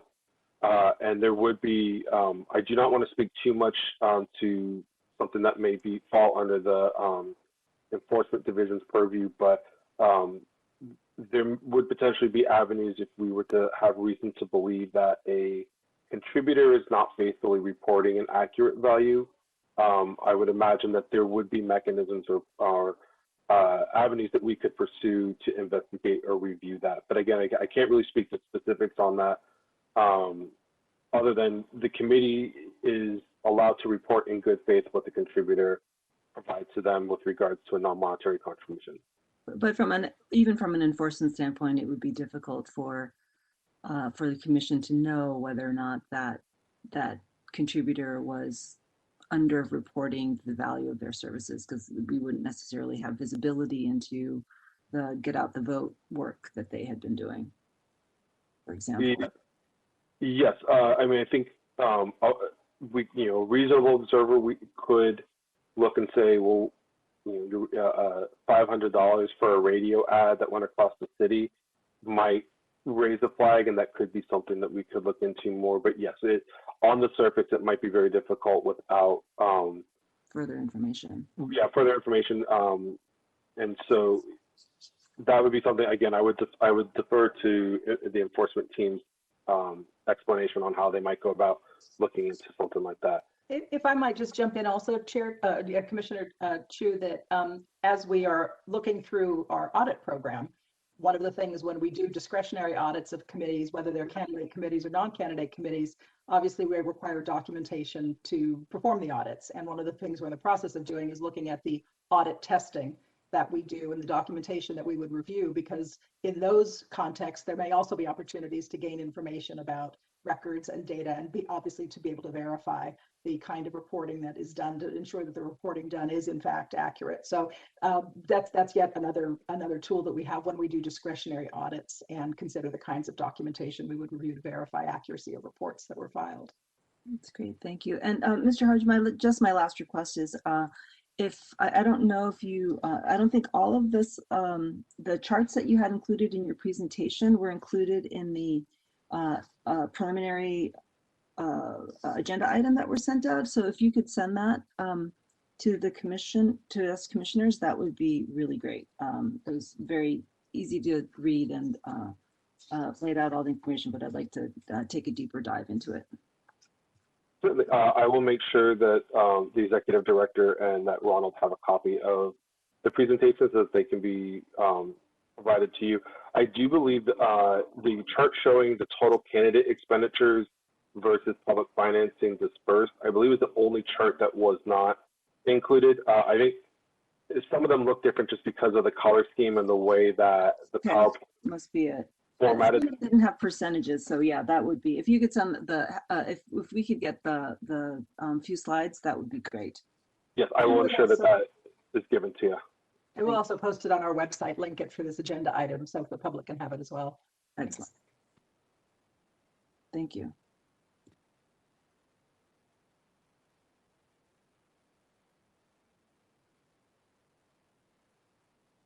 You're muted, Chair Amber. Thank you very much. I had one just small question. It seemed to me the chart, trying to get back to it. Okay, so for District 5 candidate spending, one of the candidates spent more money than we identified they're having total funds. Is that, I'm not sure why that is. Is that because money came in after we were registering it? So this is on page 9.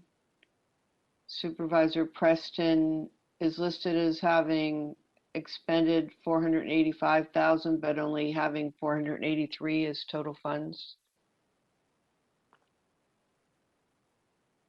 Yes, so Supervisor Preston was involved in the 2019 special election for District 5. And at the conclusion of that election cycle, his committee did have a surplus of funds that under city law, he was allowed to transfer or carry forward to a future election cycle. So that would not show up as a cash contribution or non-monetary contribution. It has a special category. So it does look like funds raised, even though that would allow for him to spend additional funds, even though that doesn't get captured in the total funds raised during the election cycle. Okay. And then just the final question. I know your staff are on the front line and dealing with the candidates, in particular the Treasury committee treasurers. And was there any feedback from the stakeholders in using this program about the changes, things that they wish they had more clarity on, or that, they thought weren't working well, or? I know many of the treasurers that we were working with had been involved either in the 2018 or 2019 election cycles. And so we had also been working with our engagement compliance team to really ramp up and expand our education and outreach materials that we have. Our new public financing presentation, expanded supplemental guides. And I personally had heard from several treasurers that were appreciative of those new materials that kind of reduced the number of questions that needed to be asked. Most of the questions were not about the rules specifically of the program, just the nature of documentation and what candidates should provide to streamline their applications and ensure a higher success rate. And it seemed like we had a lot of positive reaction to our responses to those questions. But again, we are always, any of those questions that come in, we are keeping track of so that we can just see if we're getting a lot of questions from multiple candidates and treasurers, is there a gap somewhere where we can expand or improve our educational materials so that those questions are preemptively answered in the future. Yeah, okay, good. I'm going to go ahead then and go to the moderator and ask you to. Can I just add a point of information that after an election is over, a candidate can continue to raise money from that committee and spend it for what are considered to be office expenses, even though we have banned the creation of office holder accounts. So there's a workaround that has allowed successful candidates to continue to raise money as long as it's not exceeding the $500 limit of any specific donor, and then spend that money for whatever office purpose they want, whether it's taking their staff out to lunches or paying for polling on a future office that they might want to run for, or whatever else. And that's a huge gap in our current law. I just wanted to put that out there. And so you're saying that's not reflected in, they don't have to disclose that they raised that money, or they do have to disclose it, right? They disclose it on a semi-annual basis. So you only see it 6 months afterwards each time. Including who the donors were, et cetera, the whole Exactly. package. Even if they have business. Okay. No, that's an important point. I am going to go though to the moderator so he can read the very lengthy instructions for public comment, and we'll find out if there's any public comment, and then we'll. Hold on, please. Madam Chair, we are checking to see if there are callers in the queue. For those already on hold, please continue to wait until the system indicates you have been unmuted. If you have just joined this meeting, we are currently on the public discussion on the motion of Agenda Item 5, presentation of staff report on San Francisco's, San Francisco's Public Campaign Financing Program, November 3rd, 2020 election, and discussion and possible action related to report findings. If you have not already done so, please press *3 to be added to the public comment queue. You will have 3 minutes to provide your public comment, 6 minutes if you're online with an interpreter.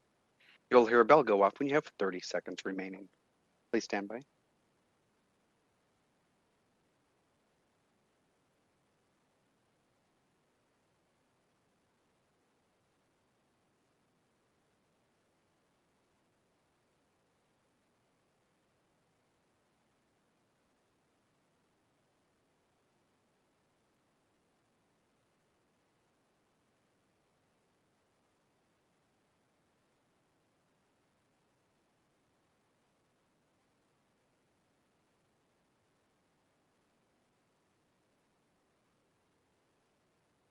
Madam Chair, we have no callers in the queue. You are muted. Thank you. I'm having a hard time with that today. Closing public comment on agenda item number 5, and I'm going to call agenda item number 6, and that would be where am I? Here we go. Discussion of the staff policy report. Sorry, Pat Ford, you're back up again. Thank you, Chair Ambrose. This is Pat Ford, Senior Policy and Legislative Affairs Counsel. I will make this brief since you've already had a chance to read the report. A couple of updates. Since the report was written, the meet and confer process for the behested payment ordinance concluded yesterday. So you already discussed this a little bit under the controller's report agenda item. And Andrew reminded you what's in that ordinance. So now that meet and confer is done, the ordinance can now be heard at the Board of Supervisors. So I'm working with Supervisor Haney's office to see when that item might be heard at the Rules Committee. And that would be the next step, is for the Rules Committee to schedule a hearing for them to discuss it. And then hopefully, since 2 of the 3 members of the Rules Committee are sponsors of this legislation, they will give a positive recommendation to the full board. And then soon thereafter, the full board would consider this and hopefully also approve it.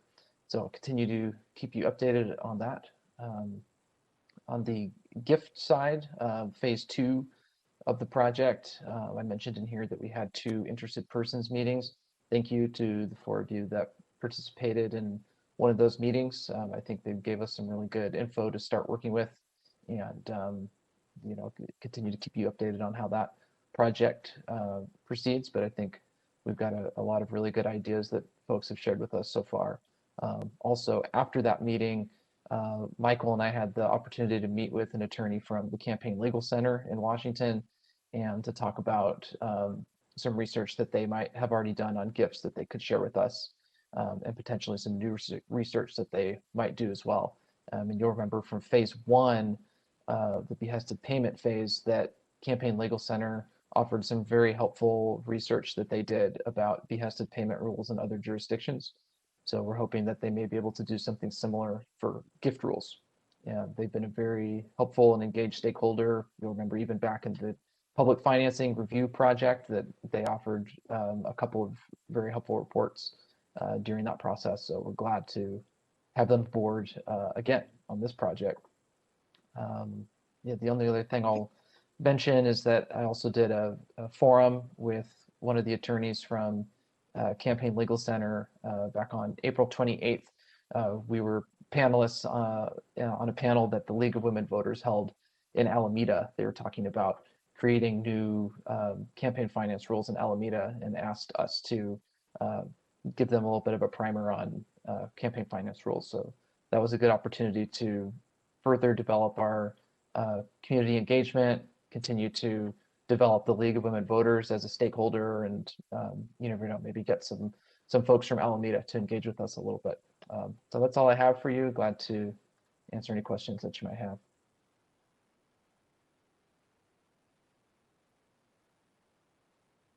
Thanks, Pat, for that, and that's good news about the meet and confer process being concluded. Thank you for undertaking that. And then when the board does calendar it, whether we have a meeting scheduled timely or not, Director Pelham, if you could make sure to let all the commissioners know when that's been calendared, so that if we choose to individually, we could participate by calling in at the board or at least watching the proceedings there.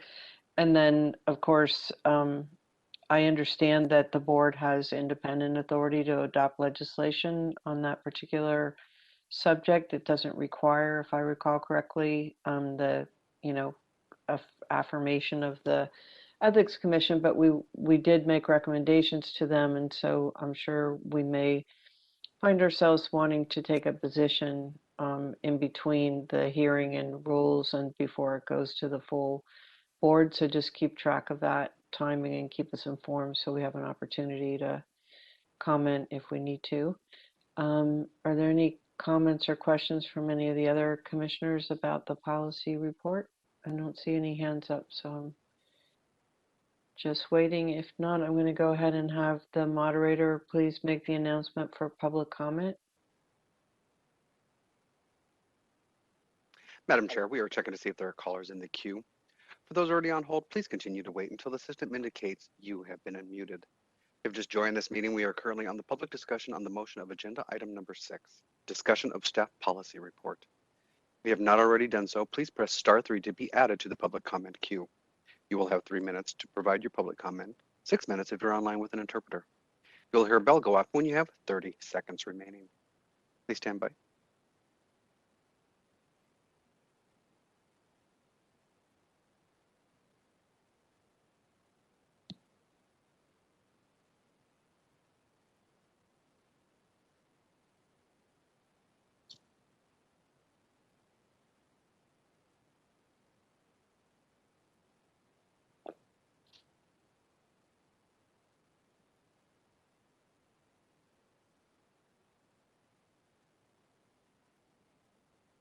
Madam Chair, we have no callers in the queue. All right, public comment on agenda item number 6 is closed. And I'm going to call agenda item number 7, which, if I turn the page here, I believe we'll find that it is the discussion of the Executive Director's Report, an update of various programmatic and operational highlights of Ethics Commission staff activities since the Commission's previous meeting. If you would, Executive Director Pelham. Thank you, Chair Ambrose. The report this month has several items that I'll get to momentarily, brief updates on some of the recent activities in the office, but I also wanted to just start by sharing a bit of information that developed after our commission meeting materials were produced this week that you may have seen in yesterday's news reports. And I will defer here to City Attorney, Deputy City Attorney Shen as well, because since this item is not agendized on the commission's meeting agenda, it may be advisable to hold off on any in-depth discussion until next month's meeting, where we can schedule it properly for the commission's discussion at that time. But as you may have seen yesterday, a brief note that the city attorney issued a press release that announced a settlement agreement between the city and permit expediter Walter Wong, who's been identified as a central figure in the city's ongoing corruption investigations over the past year. And while the settlement agreement issued is one in which our office, we are not a named party, it is one in which our office had a role. And I just wanted to bring that to your attention today. It was regarding maximum penalties that were extracted from Mr. Wong for 12 violations of campaign and governmental conduct code provisions that govern permit consulting in the city. As a general background, the city's laws in this area find that it's important to have greater transparency in the city and county to make sure that the permitting processes have protect the public confidence and the impartiality of the public's of the processes that deal with permitting in the city. And the law intends to achieve that by by imposing reasonable public disclosure requirements about who's paying permitting consultants, what are the permits that they are seeking to obtain, what are the contacts permit consultants are making in order to obtain the permits that they're seeking, and also political contributions that they've made to city officials over each quarterly period that reports are required under the law. As the settlement document notes, which it also is a public document at this point, there were 12 violations for failing to disclose those contacts on what matters and political contributions that were at issue. And the maximum penalties that were extracted as a part of this settlement for those 12 violations is totaled $317,000 and approximately $317,000. So following the city attorney's announcement of the agreement yesterday, the settlement will go to the Board of Supervisors for its action. Again, this was something that extracts the maximum administrative enforcement penalties for violations of our local ethics laws and reflects really our determination to hold those accountable who disregard those laws and prevent the public from essential information that the law requires them to have and entitles them to have confidence in the city's processes. So I would, again, I'll defer to City Attorney Shen, but would encourage the commission that we place this item on the agenda at the June meeting to be able to have a fuller briefing as permitted at that point. But I wanted to make sure to highlight that as the first item of my report this month. Let me just, if I could briefly just recap two other brief items, and then happy to answer any questions that you might have for me. We do have since our annual Form 700 filings were due across California in April, we have an update for you that as of today, you may recall we had about 94% filing rate by the deadline for electronic filers. As of today, we have just one outstanding official ethics, sunshine and ethics certification training that has been filed, and 3 outstanding Form 700s. Our staff has continued to be in communication over the past month with those individuals, and as you know, we have processes in place to continue to follow up with those individuals as permitted under the law if those forms are not timely filed. So we have made progress in securing outstanding statements since the last meeting. And then, as I mentioned last month, we had a very, very busy April welcoming and onboarding our new staff. Last month, I was able to introduce you to 3 of our new staff, and today I'm delighted to introduce you to 2 others. Linda Fong joins us as our new Audit and Compliance Review Manager to lead the audit division and to shepherd a new chapter for our audit program, which is not just campaign audits, but importantly to resume focus on our lobbying audit program, and also to develop those procedures for post-filing compliance reviews of Form 700s that were recommended in the controller's report. Linda has extensive experience in the financial services industry, working in the audit area, working on operational risk management, and I think just brings a real great insight and experience to this work. So we are happy to welcome Linda here with us today for this meeting. Also, Eamon Wilson is here as he joined us on the same day that Linda did, on the 19th, as our new investigator in the Enforcement Division. Eamon also brings a very interesting and strong background to our work. He has served as an auditor with the California Auditor's Office for the past 3 years and has a public policy background. So very familiar with reviewing documents, making sense of them, and connecting the dots. So we're also very glad to have Eamon as part of our staff, and look forward to the opportunity for them in the normal course of their work to be able to meet with you in these meetings as information and projects warrant. But I'm happy to have the opportunity to introduce them to you this morning. And then finally, we did post one of our vacant senior investigator and legal analyst positions in the Enforcement Division that was vacated when Tommy McLean took another position in the city back in late February. So we have posted the position. It's on our job page, and we are hoping to post also the vacant auditor position that was vacated when Amy Lee took a promotional opportunity in the city earlier this spring as well. So we have good progress on that front. I have no new news on the budget. We are hoping to hear more in the coming days, but there is no news to report on that front. We've just had a very busy month with our new staff and onboarding, and looking forward to really reporting on the progress that we're able to make now that these seats are filled. So I'm happy to answer any questions that you might have for me at this point. And again, appreciate Linda and Eamon being here this morning to say hello and just acknowledge that they are now with us as well. Thank you.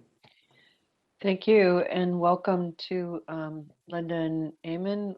Appreciate your joining the team here, and I know the executive director and the staff are thrilled to have the additional resources as well. Going back to the settlement, thank you for sharing that with us yesterday. I do think we should calendar it for the meeting in June so that one, we can track its progress through the Board of Supervisors, assuming it will have been calendared at Rules Committee by then. But in any event, we give an opportunity for commissioners to understand both the violations and the maximum penalties, and to ask any questions about the settlement agreement. And then with respect to the budget, remind me, the mayor's budget is due at the board by, is it June 1st or May 31st or? I believe it's June 1st is when the budget would be presented. So we'll know more in the next couple of weeks. So you don't get an advance copy? Is that what you're saying? That's right. That's right. Okay. Well, then make sure you put the budget on as an action item for the June meeting so that if we need to send something to the board encouraging them to adopt or enhance the mayor's budget, we're in a position to take some action in June before, because the board has to act by July, right, on the budget. Yeah. All right. Any other comments from commissioners? I see Commissioner Chu, you have your hand up. Yes, thank you, Chair Ambrose. I have a few questions, but first wanted to say welcome to both Linda and Eamon. Excited that you have, as Chair Ambrose has said, joined the team. I think your expertise and experience will be greatly valued and needed in the work going forward. So thank you for taking on this opportunity and these challenges.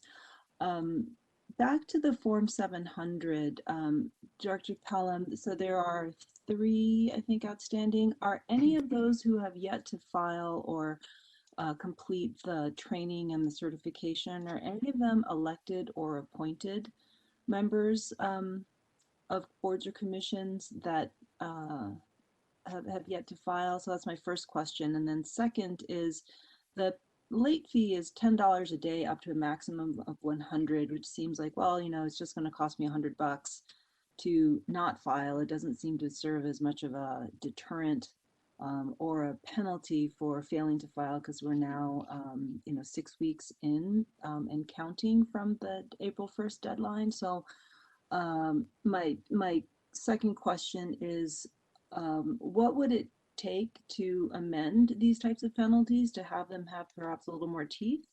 And then second would be to clarify and then like embed in the filing requirements themselves, just to delineate for those who are either board members or appointed, that if they fail to file, that they are prohibited from voting, and have it be, spelled out in the letter of the law, and that they they cannot be that they cannot vote, and that it is crystal clear as to what the consequences are for not timely filing. I think, thank you. Thank you, Commissioner Chu, for the question.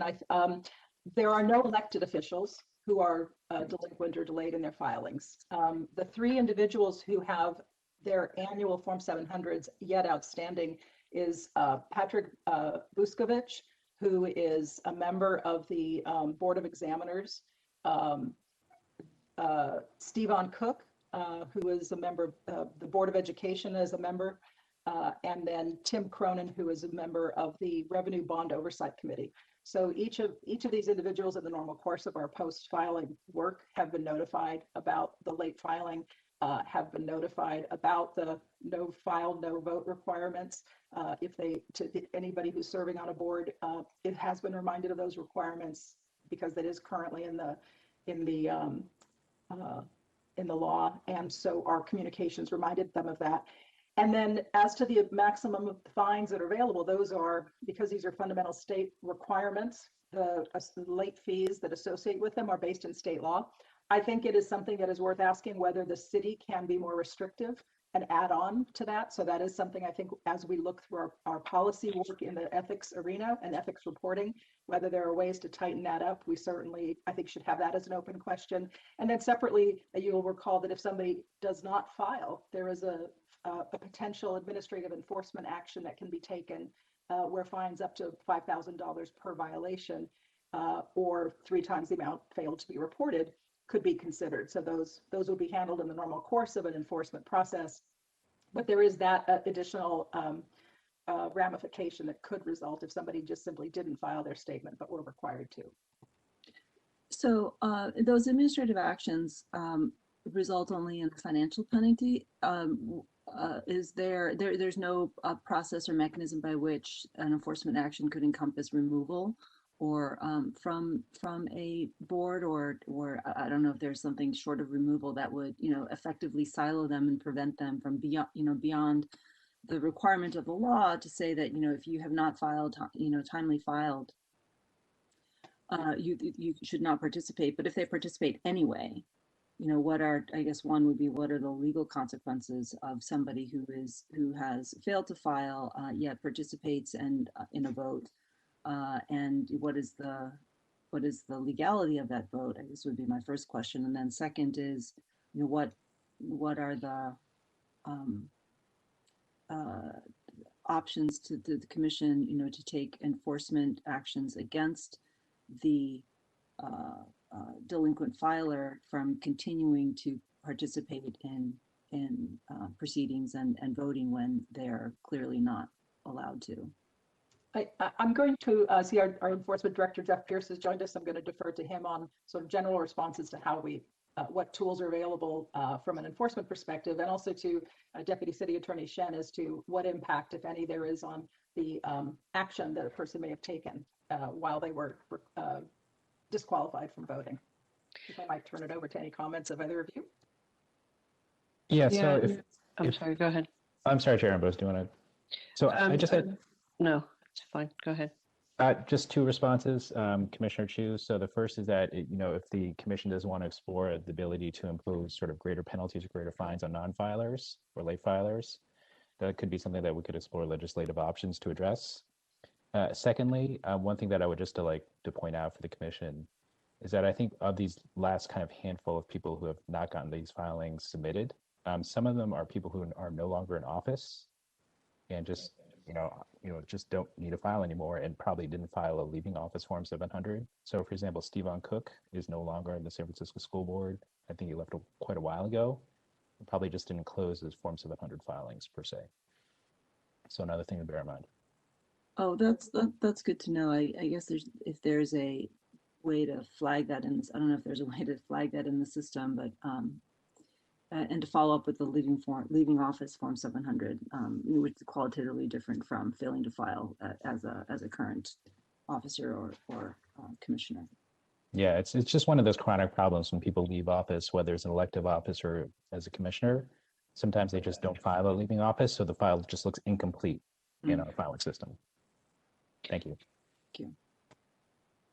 But with respect to the other two individuals, and I forget, Board of Examiners and Bond Oversight Committee, I thought is what Mr. Cronin, I can't recall. If you do have somebody who's an active member of a commission, then the staff, we are communicating with that commission or board to advise them that that individual is not eligible to participate in their meeting, correct? I don't want to speak for Director Pelham staff, but my understanding is Pat Peterson has been very diligent in informing the relevant officials of the no file, no vote rule. And I've also been trying to do the same within my deputy city attorney colleagues in the office to let them know about the rule as well. Okay. And then just to short circuit the question about what are the implications for the vote. I know that there was some earlier staff discussion with the city attorney's office about that, and a recommendation that we further clarify the rules so that it's clear what the consequences are of if someone were to slip through the cracks and or aggressively insist on voting when they're disqualified under this provision. So I knew we had been anticipating legislation moving forward a lot sooner this year in terms of the loophole cleanup, and had talked about putting something like that in a package. And with the kind of slow walking at the board, or I guess not slow walking, but pending the meet and confer, this isn't something that requires meet and confer. So we do need to keep track of that before the circumstances actually arises. And I would say that could happen by next year anyway. So let's make sure we don't lose sight of that. I also see I've got 3 other hands, so if I can, I'm going to go to Commissioner Bell. I'm sorry, Andrew, you Chair just Ambrose, disappeared off the screen. Chair Ambrose, I just had one last question for Oh, sorry. the executive director with regard to the revenue, the lobbyist registration fees. We had budgeted 85,000 and it's coming in 107. Is that or more lobbyists who are filing? I'm just curious there. And then the second would be the 32,000 in the administrative fines levied by the commission. Maybe I'm not remembering what the fines were. If that was because of a large settlement that we had, and I guess my third question, going back to the lobbyist registration fees, if there's an excess, does this get counted in the commission budget or does it go to the city's general fund? All of the revenues go to the city's general fund, and I don't have a breakdown for you of the lobbyist registration fees as to whether that represents an increase in the number of lobbyists, but I'm happy to provide that information as part of this report at the end of next month's meeting, if that would be okay. I think we can do a year look back to tease out a bit more information for context about what these numbers mean, and if there's something that's new or different that would be notable. I'm happy to present that information next month in more detail for you. That would be great. Thank you. And then, was that all of your questions? I don't want to. Yes. Okay. All right. Then I'm going to go to Commissioner Bell. You had your hand up to make a comment or a question. Thank you, Chair Ambrose. I would like to just put forward for consideration with my colleagues. I heard Chair Ambrose that you mentioned a package. I don't know if this is what you were thinking about, but I think that the Form 700 needs to be seen as a cultural piece of being an appointed or elected person rather than just this kind of irritant that I have to do. Because Commissioner Chu's questions, I think, are right. And so, like, for example, the person that appointed me, there should be notice that the person you're appointed, hasn't filled out the form. And so, or other things. And so I'm just thinking that I would like to propose for Director Pelham that we think about a Form 700 package orientation kind of, I don't want to call it a drive, but something that is much more forward so that it's like, oh, I just got appointed to this position, do this, find out about the emails and here's just another thing to do, but I actually don't know that it means what we are discussed here. So anyway, that is just a comment that I think for the future, I would love to meet with the staff to talk about how we could make the Form 700 I'm thinking about a packet, but a series of materials and things that people have to interact with so that we are building a culture that this stuff means something as opposed to just a form you fill out. So thank you. I think that's a great idea. I mean, as part of our concept of changing the city's culture and building ethics at work, using that engagement with that taps 3,600 top level city employees in addition to appointed and elected officials. And I think that was something we're hoping to do once we had the staff and the resources. But just with respect to elected and appointed officials, there's no reason why we can't build around that. So yeah, if you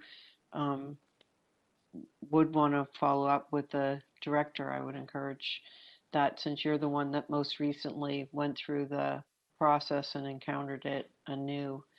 I'm going to, if that's okay, go ahead and ask for Commissioner Lee. You also had a question or a comment? Thank you, Madam Chair. I want to echo what my colleagues are saying about the Form 700.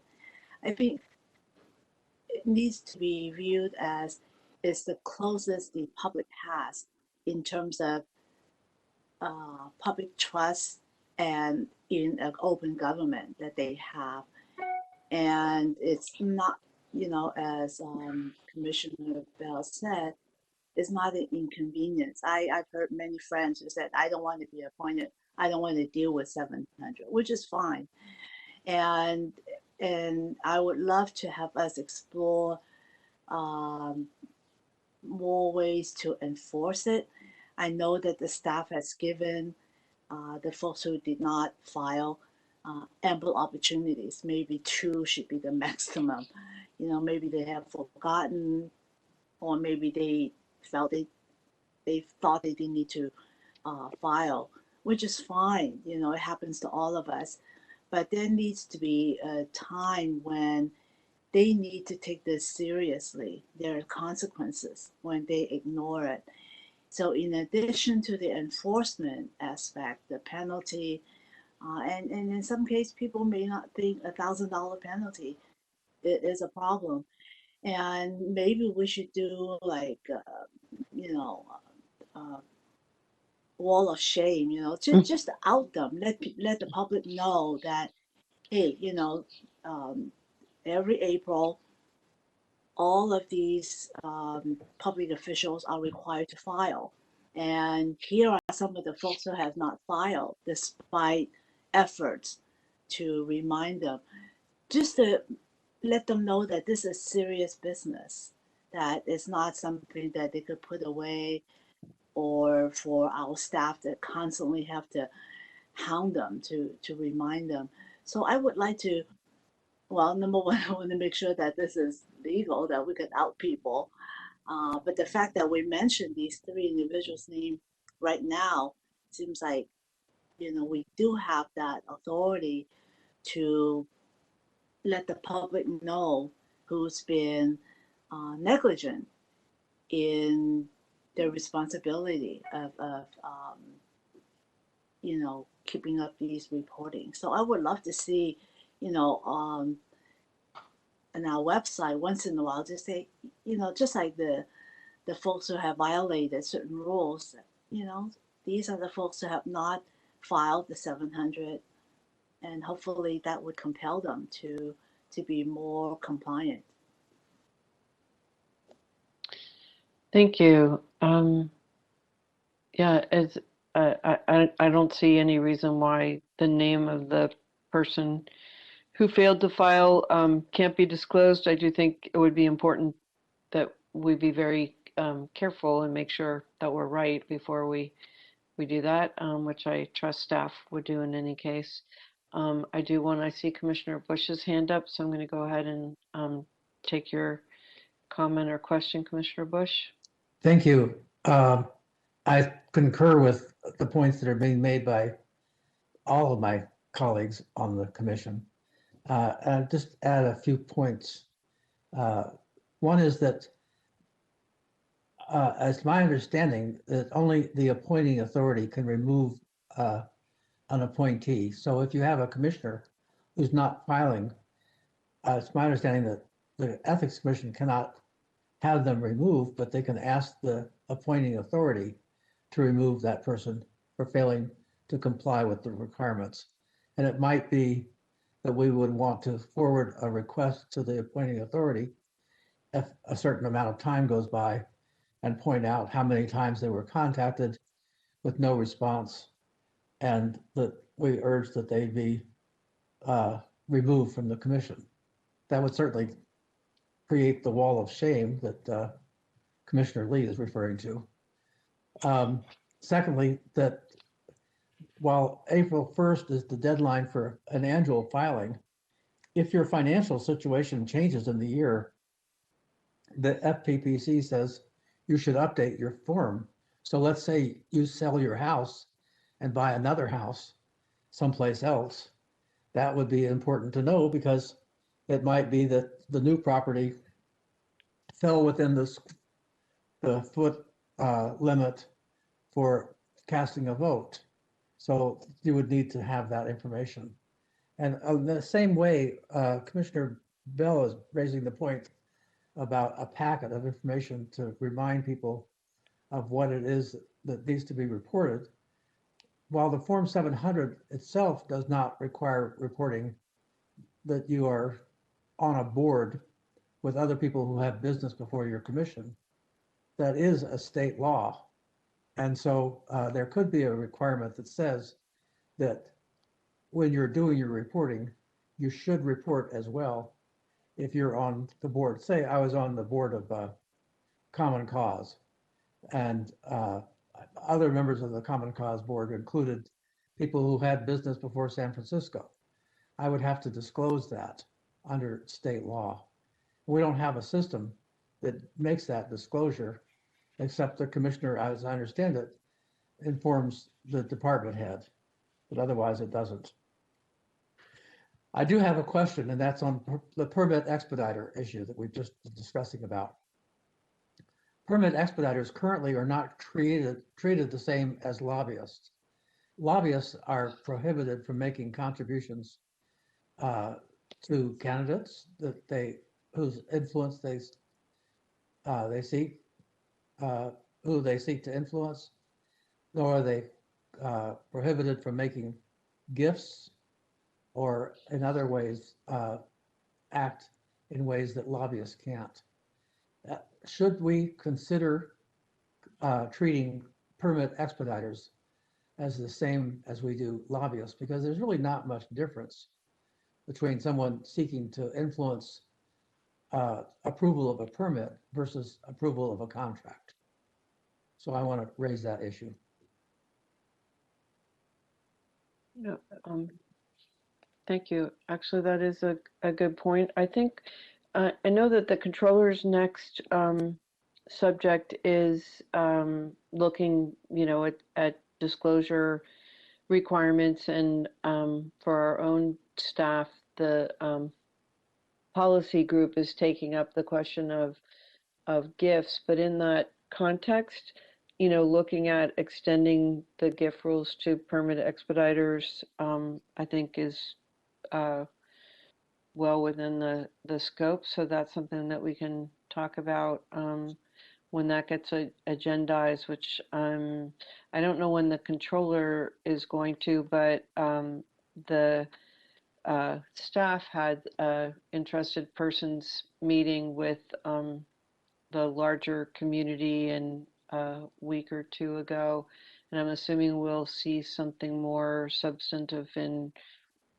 development of those ideas in the near term from staff. And I think addressing the permit expediter, how they're treated after looking at the settlement agreement, it's clear that that there was a lot of unregulated conduct, to say nothing of unreported, even when it was required to be reported. So we definitely need to look at that.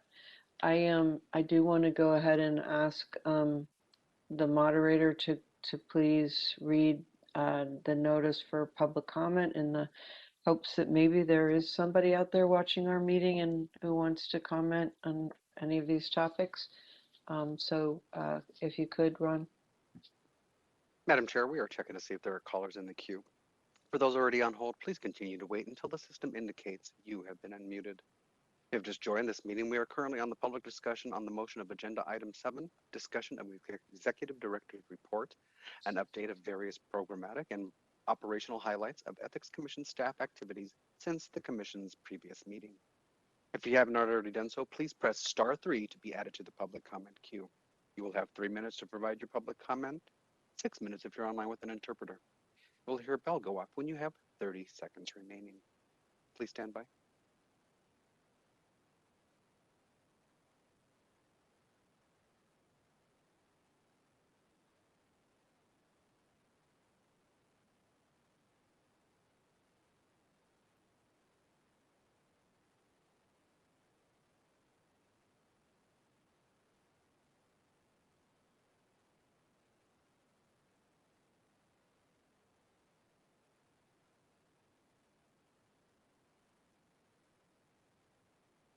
Madam Chair, we have no callers in the queue.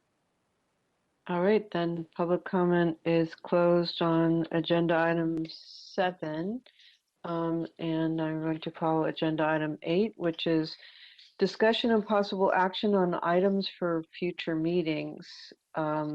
If any member of the public intend to offer public comment for this item, they should dial in now and enter *3 to be added to the public comment queue.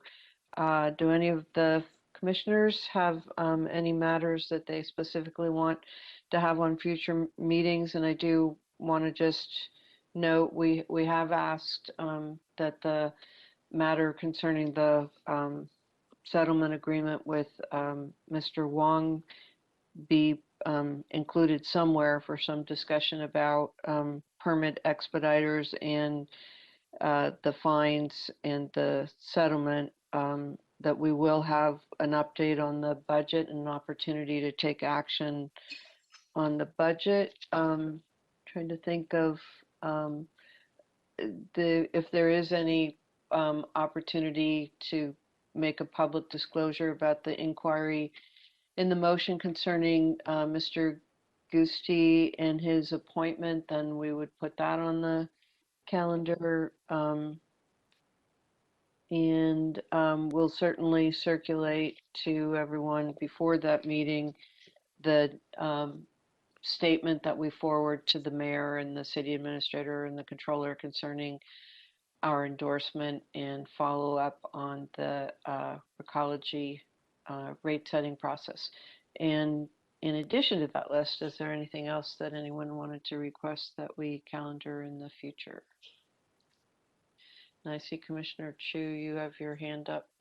Yes, when the time is right, I would like for us to take up the Form 700. Again, I support Commissioner Bell's suggestion and would also volunteer myself to work with the executive director and Commissioner Bell. I think we can do two to help take Form 700 from have to do to a kind of a cultural requirement as a touchstone for those who are have the honor and privilege to serve, and create greater awareness and understanding of the importance and the impact of completing these filings. Okay. Actually, with the new staff that the executive director has on board, I was assuming that she'd be bringing us up to date on how they're able to move forward. I know that they did complete the MOU negotiations on Form 700, or did I dream that we're done with that process? I don't think you dreamt that. Okay, we are done. Yeah. Okay, so yeah, so anyway, yes, and I think it would be really useful, since we're going to be going live with that filing next year, if we could check in on that, maybe at the meeting in July, if that would be timely. That would be great, and that would give the commissioners a chance to talk and kind of engage with staff on some of the ideas about how we can make it a badge of, honor to have been asked to do the disclosure process that make us in compliance with the ethics code. So any other suggestions from you, Commissioner Chu, before I go to Commissioner Bush? No, that's it. Thank you. Okay, Commissioner Bush, please. Thank you. On the issue of the budget discussion that we'll have, I'd like to ask that the budget that's presented to us specifically state how much it would cost to implement each of the recommendations that have come from the board budget and policy analyst and from the controller. Because I'd like to see line by line what those recommendations are and what it would cost to implement those recommendations. As relates to the Ethics Commission, not the Yes. world at large. Okay. Let's start getting into other people's. Okay. Okay. I'm sure that's something that they can look at. I don't know. The It may be that somebody on the board would want to take a look at it and add something in once they could see a specific proposal and its cost. uh-huh. Okay. Um, that's an optimistic view of the world. We'll just try and end on that note that we have champions for our causes. I am going to ask for public comment on this item. So, Mr. Moderator, if you could please read the directions for public comment. Madam Chair, we are checking to see if there are any callers in the queue. For those already on hold, please continue to wait until the system indicates you have been unmuted. If you just joined this meeting, we are currently on the public discussion on the motion of agenda item 8, discussion and possible action on items for future meetings. If you have not already done so, please press *3 to be added to the public comment queue. You will have 3 minutes to provide your public comment, 6 minutes if you're online with an interpreter. You'll hear a bell go off when you have 30 seconds remaining. Please stand by.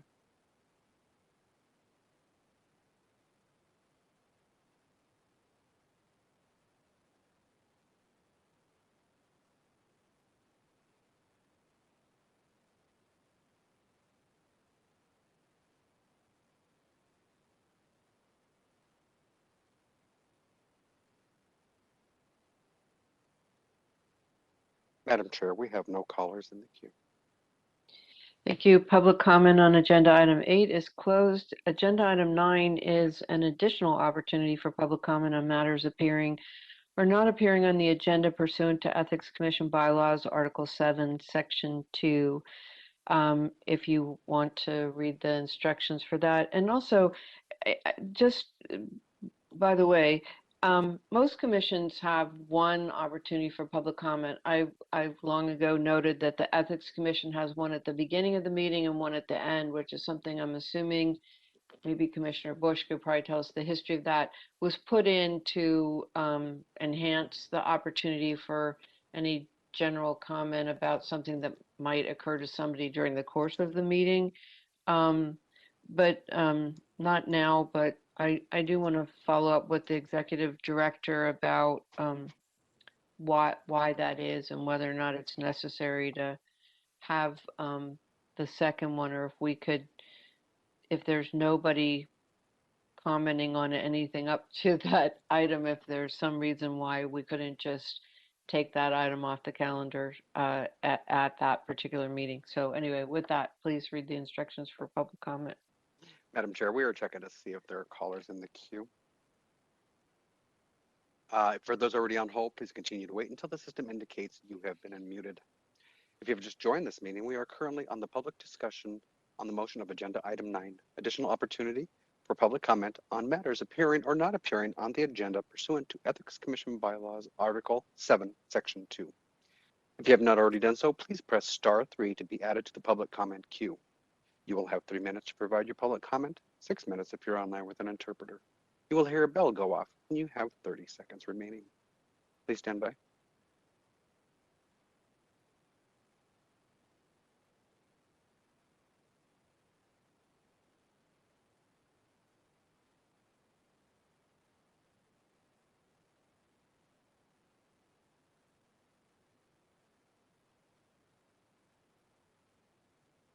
As a friendly reminder, public comment may also be submitted in writing and will be shared with the Commission after this meeting has concluded and will be included as part of the official meeting file.